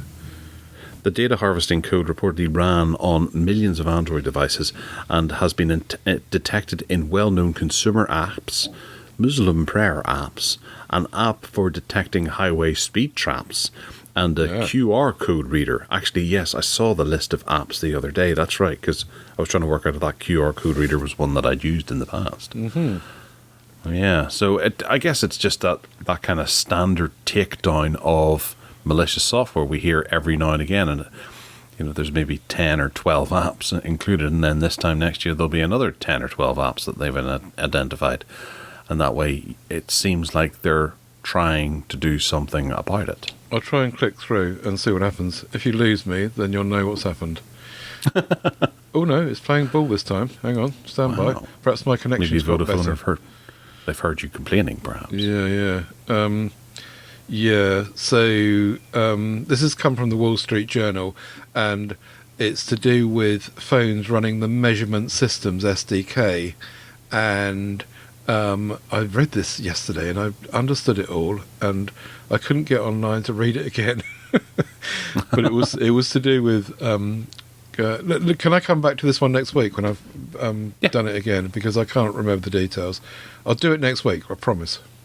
Okay. Well, I am interested in you telling us about Power Toys on macOS. Yeah, or Windows version. Yeah, on Windows. If you go to macOS and you go to the File Explorer, there's an option in there to press the space bar when you highlight a file in the file manager, and you press the space bar and you get a pop-up a snapshot of what it looks like inside. And up to now, you've never been able to do that with Windows. And now, if you use the right Power Tool in the newly released Power Tools stuff, you can get this thing, and it's called Peak. Well, it's not called Peak; it's called something else. But because the Mac one is called Peak, but it does the same thing. And the only difference is you've got to do a Shift space bar, I think it is, rather than just a space bar. But yeah, so you're in Windows, File Explorer in Windows, Windows Explorer, File Explorer, whatever, Explorer, and highlight a file. Now, it's like the caveat is that it's only working on JPEGs at the moment, but it will eventually work on everything, and you can do that key press, that hotkey, and you can do the same thing. So that's good.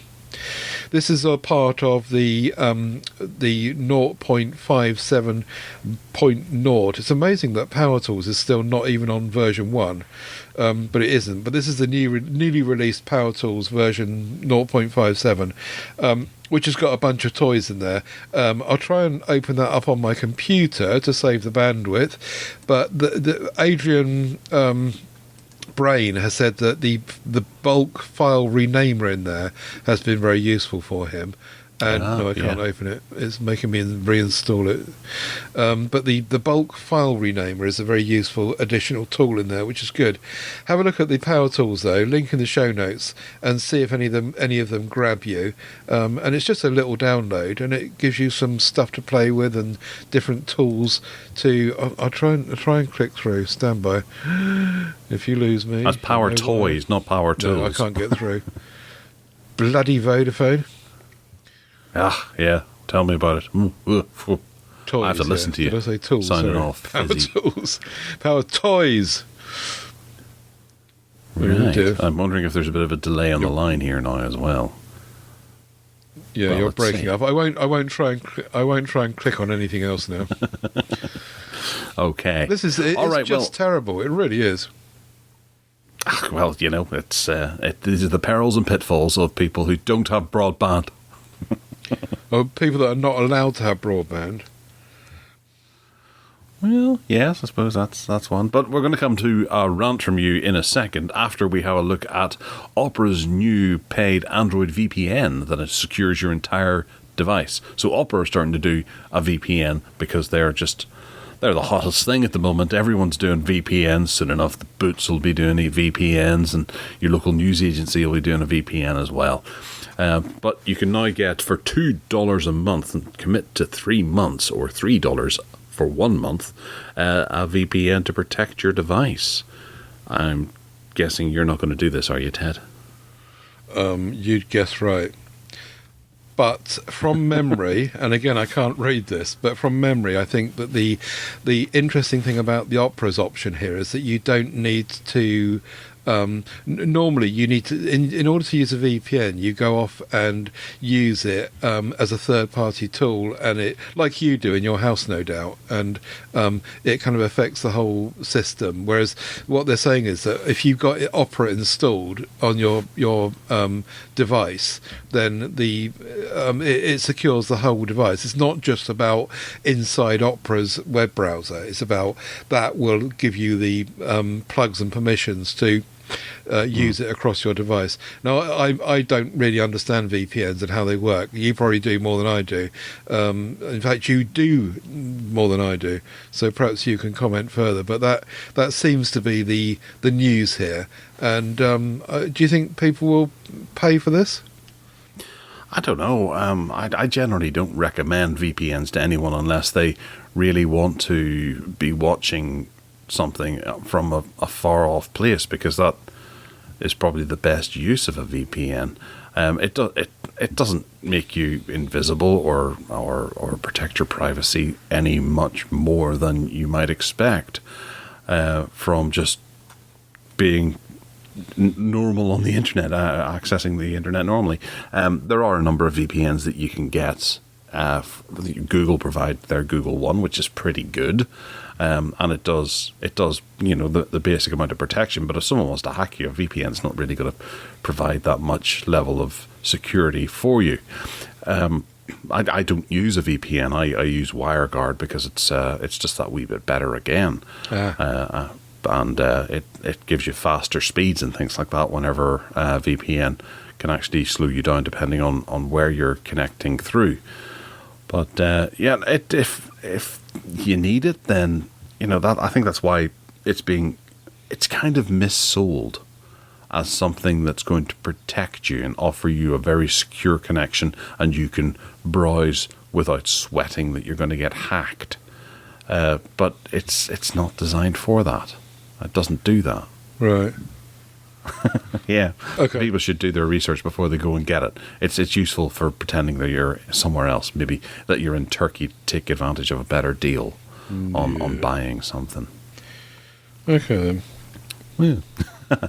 All right. So, Ted, you gotta love a good bit of Google News on the desktop, don't you? Oh, this is my rant, which is about Google News on the desktop, and it's just diabolical. It's almost useless. The biggest problem is that it churns out stories from months, sometimes years, gone back, and it presents it as if it's current.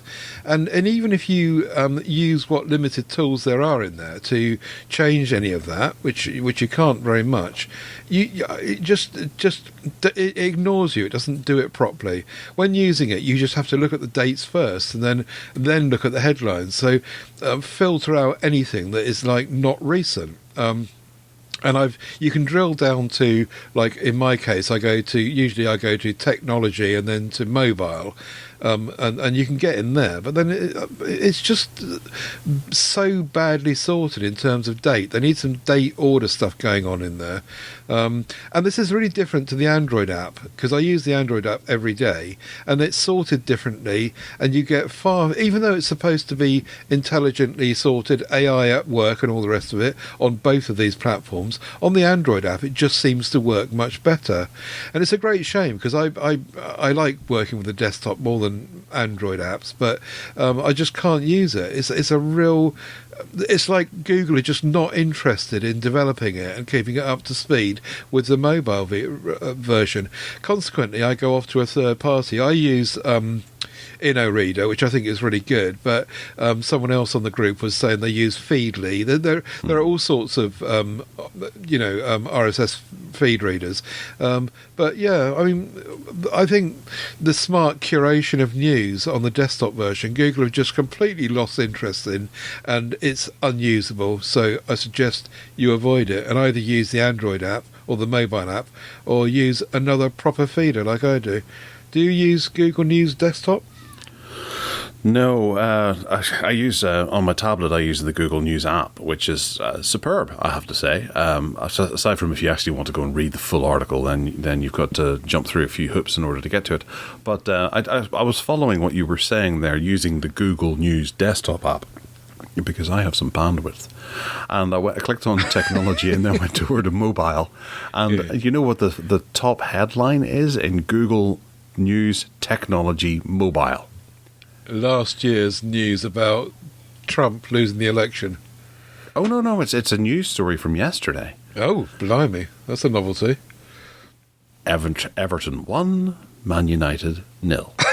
In the technology mobile news. But it links to Ronaldo apologising for the mobile phone incident yesterday. So I guess it kind of works like that, but it gives you the football score first and foremost from that match. If you scroll down though, have a look at the dates of the articles and how many are littered in there that are like a month old, 3 months old, a year old. And I think, Google's like that as well when it comes to YouTube. If you go in to watch the news and you go on latest news, you scroll across three videos and it's like a news from last year. Why? Why are you showing me this now? Yeah, exactly. It's sometimes Google, you think are so blooming clever, and they're just not. But I think it's because they lose interest in things. I really do. I think they think there's not enough people. A bit like Motorola's policy of updating phones. They take a snapshot of what phones are being used and then decide on the basis of that whether it's worth updating them or not. And I think Google do the same. They say, right, we know jolly well how many people are using Google News on desktop. Here's the number. It's not worth us bothering with, so we won't bother with it. So, which is fair enough, I suppose, if you're in business. See, I'm starting to think that whenever you hear about all these wonderful algorithms that do all the working out, there isn't anything at all. They're just, it's some sort of a low-level employee who's gone to a boss who hasn't got a clue and said, I've written an algorithm and it works really well, confused him with science, and then the boss has gone, wow, this must be amazing. And they've launched it and gone, woohoo! And it turns out it's just, you get random crap thrown at you no matter what. And the algorithm, if you start to poke holes in it, well, we'll have to tweak the algorithm and see if we can get something working there. But, just blame the algorithm because that's all that matters, isn't it? And it's just a bloody word. Yeah, you're probably right. It's probably not as clever as they make it out to be. But there you go. That's my rant over. Yeah, but I hardly recommend Feedly. I use it as well. Right. It's a terrific piece of software, and it looks good on everything, on Chromebook and Windows Desktop. I haven't had much time with InnoReader. It looks very much like Google Reader was back in the day, which would be kind of nice, but I kind of want to progress a wee bit more and make things a wee bit more modern, and I think Feedly I do agree. I do agree with you in that respect. It's just that I've used InnoReader for quite a long time, and I really like it. I like the way it does it, and so I'm sticking with it. But there are lots of tools out there for this anyway. Much better than Google News Desktop. Yes, true.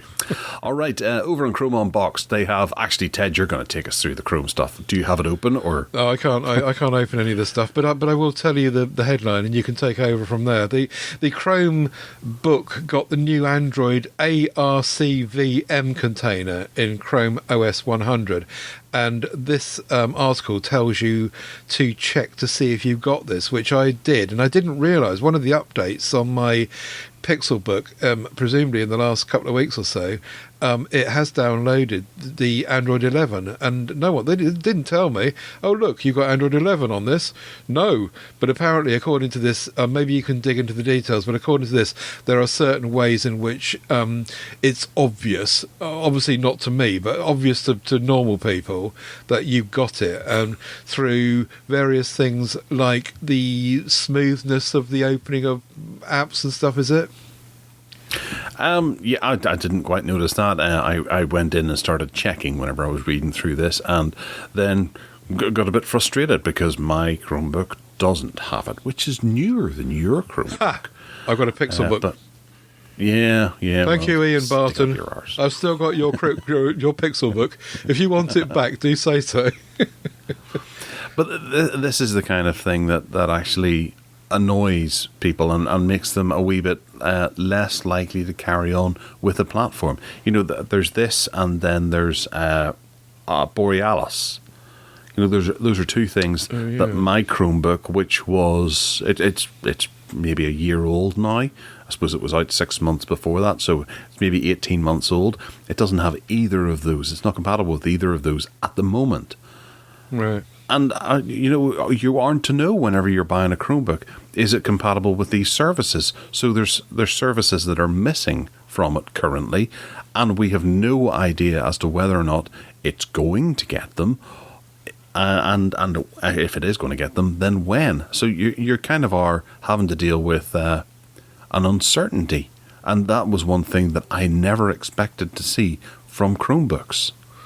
Yeah, I know what you mean. I thought there was a place online you could go.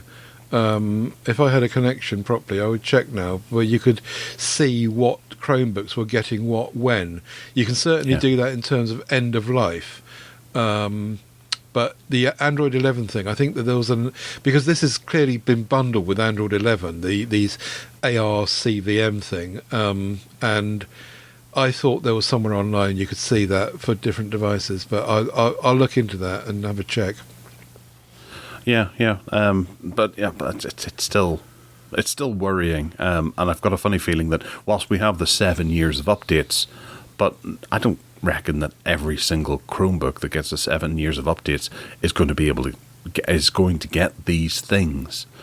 Because they are all built on slightly different platforms. Don't forget, Gareth, that I'm on developer mode, and it might. So am I. It might. Oh, are you? Oh, okay, right. Yeah, okay. I changed Okay. because I wanted to go and get Steam and have a play with it, but I'm not compatible with it. Okay. All right. So the next one is the side panel, and this is where all the exciting action happens. Is it on the side panel of Chrome?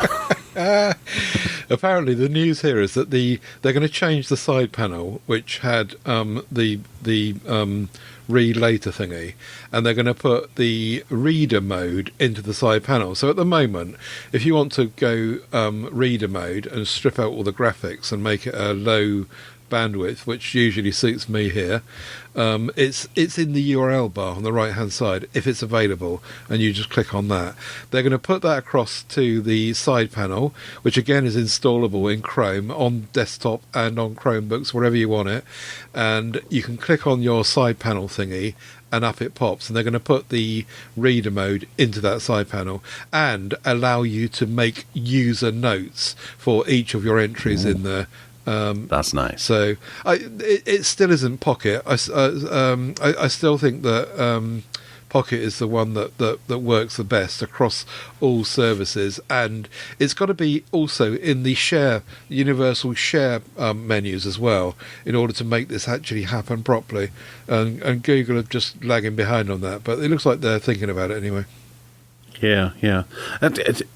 I still think that the reader mode and the whole bookmarking in general on Chrome is a bit of a wild west, especially when you're trying to use it on a mobile phone and think, oh, I'm going to add that to my read later list. How the hell do you do that? You do it in Chrome. But you're right, because the average person wouldn't see that. You've got to go into the three dots and then right down the bottom and blah blah blah and know it's there. Right down the bottom? I got through hitting the asterisk and then hitting edit. I'm working through editing my bookmark so it's saved into the The reader mode, which was just another folder in your bookmarks. If you go to Chrome on your phone, yes. and then go to a web page, and then scroll Yes. right down the bottom, you get a follow button. Which version of Chrome are you on your phone? Because you need to be on the latest. Are you on? Yeah, it would be the latest then. Okay. Yeah. So it's, But I'm the web page that I have opened is Imgur from that image earlier that of the decks table, and it's an endless page. So I'm scrolling and I'm scrolling. choose something else. Choose something else. No. But no, I want to add this. No. You're not going to scroll the page. You need to scroll down on the 3-dot menu. Oh, right. So okay. you tap on the 3 dots and then scroll Yes. that menu down to the bottom, and you Okay, get help and feedback. and underneath help and feedback, you get a follow button for the site you're on. No. And if you don't have that there, you're either on not the latest version of Chrome, or that it's not available for that site. And that's what I'm saying, is that if you go to google.com, just as a place that I know it works, on your phone, and then do the same thing, 3 dots, scroll down, and you'll see google.com and then a plus follow button. No. No. Okay, so I think you should check what version of Chrome you're on, because this is version 100.0.4896.79. And also I'm on a Pixel 5 Android 12 beta. I'm not on the beta. Okay. I didn't want to worry the Pixel too much there, because it's a wee bit unstable as it is in Okay. stable. Have you gone to google.com? Yes. And you've got the 3 dots, and you're scrolling down on the menu, and you don't have a google.com plus follow button. No. Right, in that case, you need to turn that option on then, and it is in site settings, developer options. I'll work it out for you later. You should be able to see that, because I can. Okay. All right. Well, we'll carry on then, because time's a ticking. It's almost 2 hours, Ted. Uh-oh. Although I do get to edit out a couple of minutes because of the big faux earlier that people aren't hopefully not going to hear. All right. Hark back. I'll do a quickie here because it is a fairly simple one. And it's something that I've got into quite recently, especially on my Chromebook as well, because I've started playing a few games again. And it got me back to... Games are so demanding at the moment, and just having a nice relaxing time with a game and taking your time and moving through it at your own pace. I started looking for games that did that, and the one way that I managed to find something was by going back to the old-fashioned type of the point-and-click graphic adventure. This is a genre of game that was very, very popular in the 1990s. It hasn't gone away, although every now and again, I think every couple of months, there's always a news article saying the graphic adventure is dead.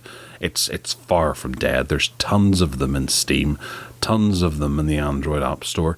So there's everybody can still enjoy them to the extent maybe some of the classics. I would say that there's a massive amount of classics when it comes to adventure games, and I don't really remember there being too many really bad ones.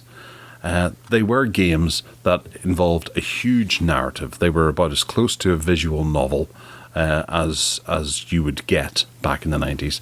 They had an interface that had initially, I suppose they were more text-based, and you would move around with your cursor keys back in the old Sierra days, or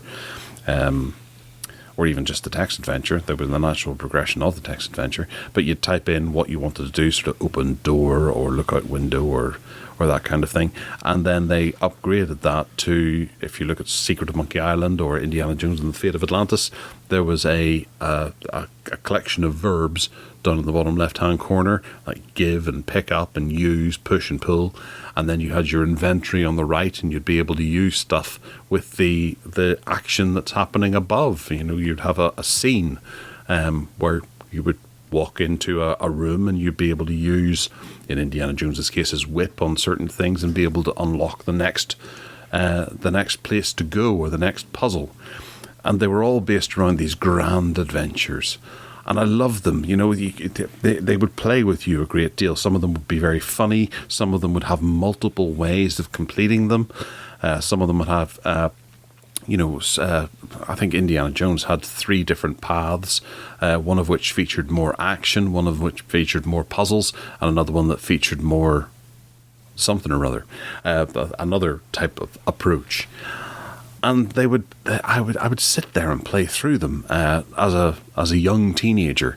There was the Space Quest games, or the Leisure Suit Larry games, or the Police Quest, or Lucasfilm games. And you'd be trying everything, and you get stumped on something, and you wouldn't be able to get past it. You'd maybe have to go and ask a friend before the days of the internet.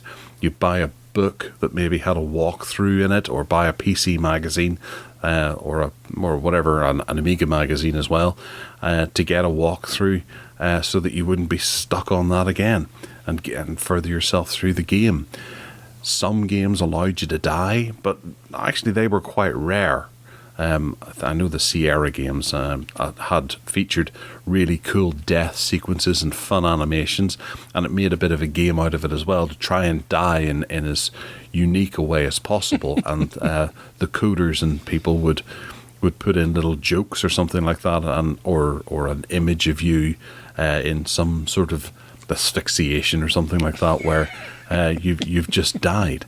And they had real fun with it. It was unique and lots to unlock.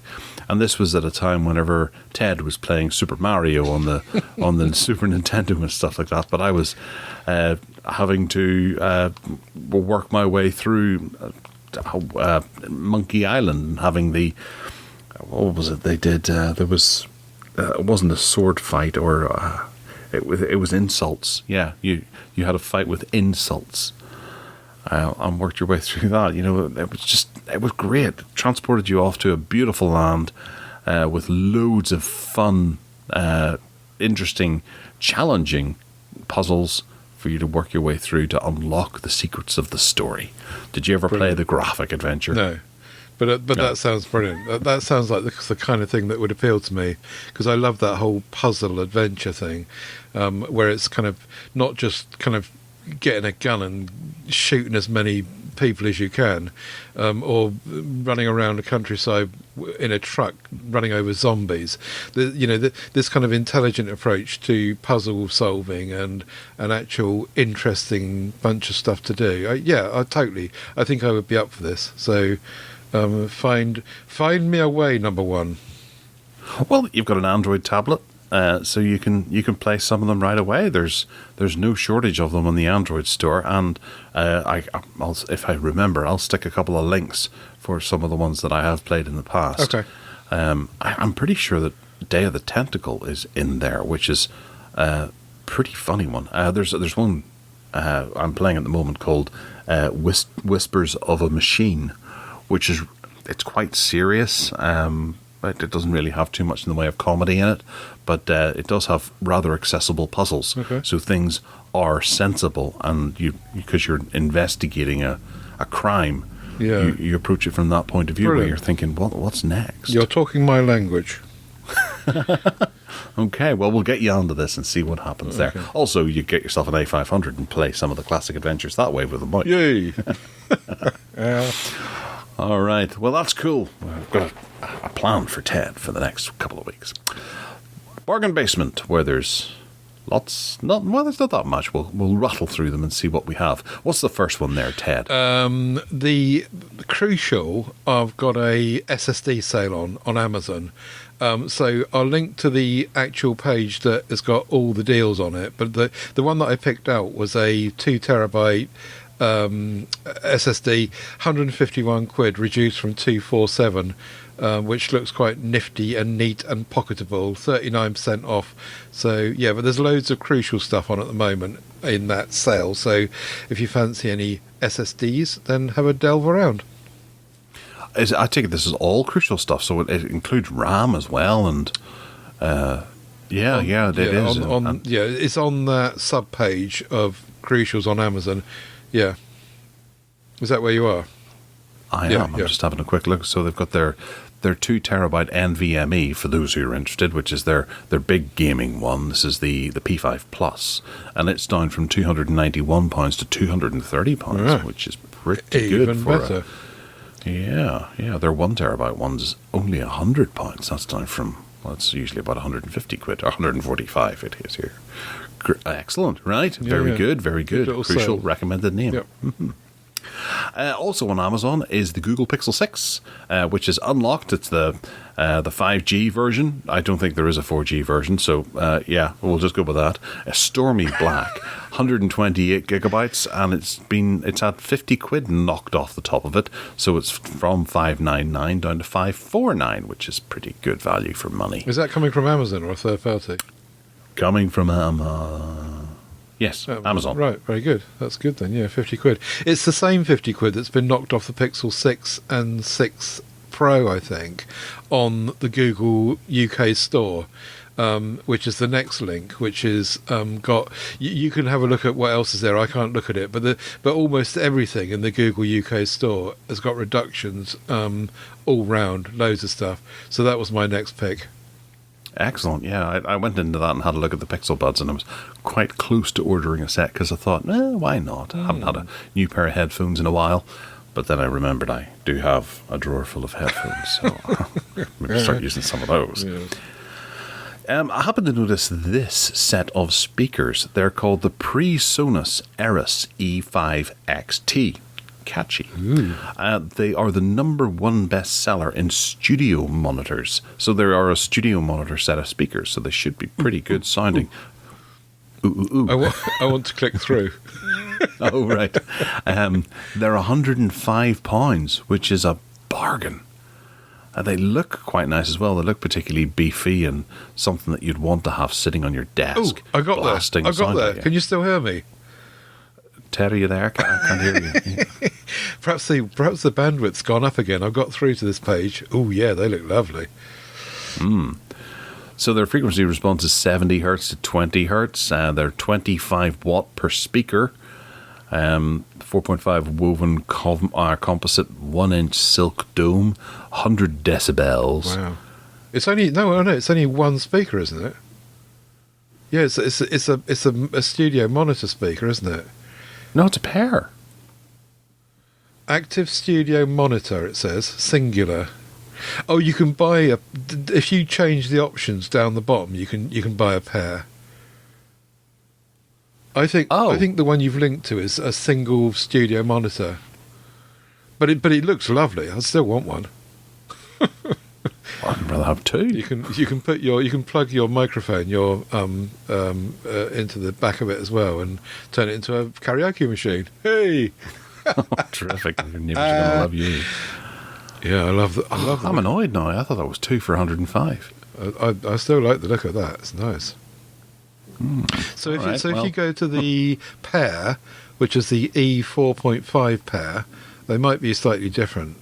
There's also an E3.5. Yeah, they pair. are. Yeah, okay. Well, just beware, dear listener, that it's a studio monitor single, not two. But you could buy two, as you say. Yeah, but that's £210. I'm sorry to spoil your party. Yeah. Well, yeah, if you're going to turn up with a karaoke machine, then that's certainly going to spoil the party. Right, there's a Kindle sale on at the moment. A spring sale for Kindles. I know Kindles are quite boring, really, when I don't have a Kindle, I really want one, and when I've got one, I don't want it. But anyway, Kindles at the moment, the basic bottom line one, $39.99, 30 quid off, and I noticed the 5 monthly payments is back, but that might only be for Amazon's own stuff, I suppose. But it's really cute. It's like a big phone, really, that basic one. It kind of fits in one hand. I quite fancy one of those, but you've got to pay £10 more for no ads. Even the Oasis is 169 quid, which is seriously reduced. So looking through the Keeper data, it looks like that all of the Kindles seem to be the lowest prices since the Keeper thing started. So it looks like if you want a Kindle, this is a good time to buy one. Yeah, and you can get it with 3 months of Kindle Unlimited as well. Yes, that is right. You can, and it also the Fire tablets are in the same the bracket, so they're all the Kindle stuff, whatever it is, seems to be on sale. Yeah, Grand. Okay. very nice. Nice if you like the Amazon stuff. Mm-hmm. All right, the last one here is, I tweeted this out earlier, so if you want to have a look at my Twitter stream, if you want the link for it, is the Apple AirTag. This is the Bluetooth finding things that you can attach to bags or cars or whatever. But this is a 4-pack, and they've dropped the price from £100 down to £79.69 for that 4-pack. So that's entirely useful. You can use that for the whole family or for all your items, provided you have only 4 items in your life, which is possible. I'm sure there are people out there who only have 4 items. Yes. Well, one that they want to track anyway. Well, yes, quite right. And I thought that you could attach it to a family member or even a dog and find out where that dear doggy does go. Or your cat. A cat would be better fun, wouldn't it? Because the cat would just go all over the place on its own. Yeah. These are pretty cool little devices. I wish we had a properly Android-based option for this that does as much as this does. Yeah, the Samsung one comes closest, doesn't it? I think it does, yeah. And Tile's working on one as well, but it's not quite as cool. HTC did this years ago. They did, yeah, that's right. And Motorola. Oh, okay. Cool. So yeah, $79.69 is a pretty good price for 4 of them. If you've been holding off buying them, do so now. Very good. Cool.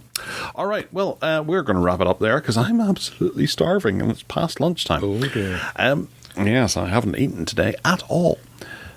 You can get in touch with us by contacting us at Gareth@techaddicts.uk, and I'm also on Twitter as well. There's at techaddictsuk, and then there's me at Gareth Miles, GarethMyles. I have my GarethMiles.com that is also spelt with a Y, conveniently. Ted, how about you? They can find me at tedsalmon.com. Hooks out, as always, to everything from there. All the MeWe groups. Come and join us in the MeWe groups, and also all the other audio podcasts that we do. The team. If you want to buy me a coffee, you can do that. It's paypal.me/tedsalmon, and that's very helpful and does keep things going for me. So thank you in advance, and look forward to seeing you next week. Excellent. Well, yes, we'll talk to you all next week. That brings us to an end. Take care now. Bye.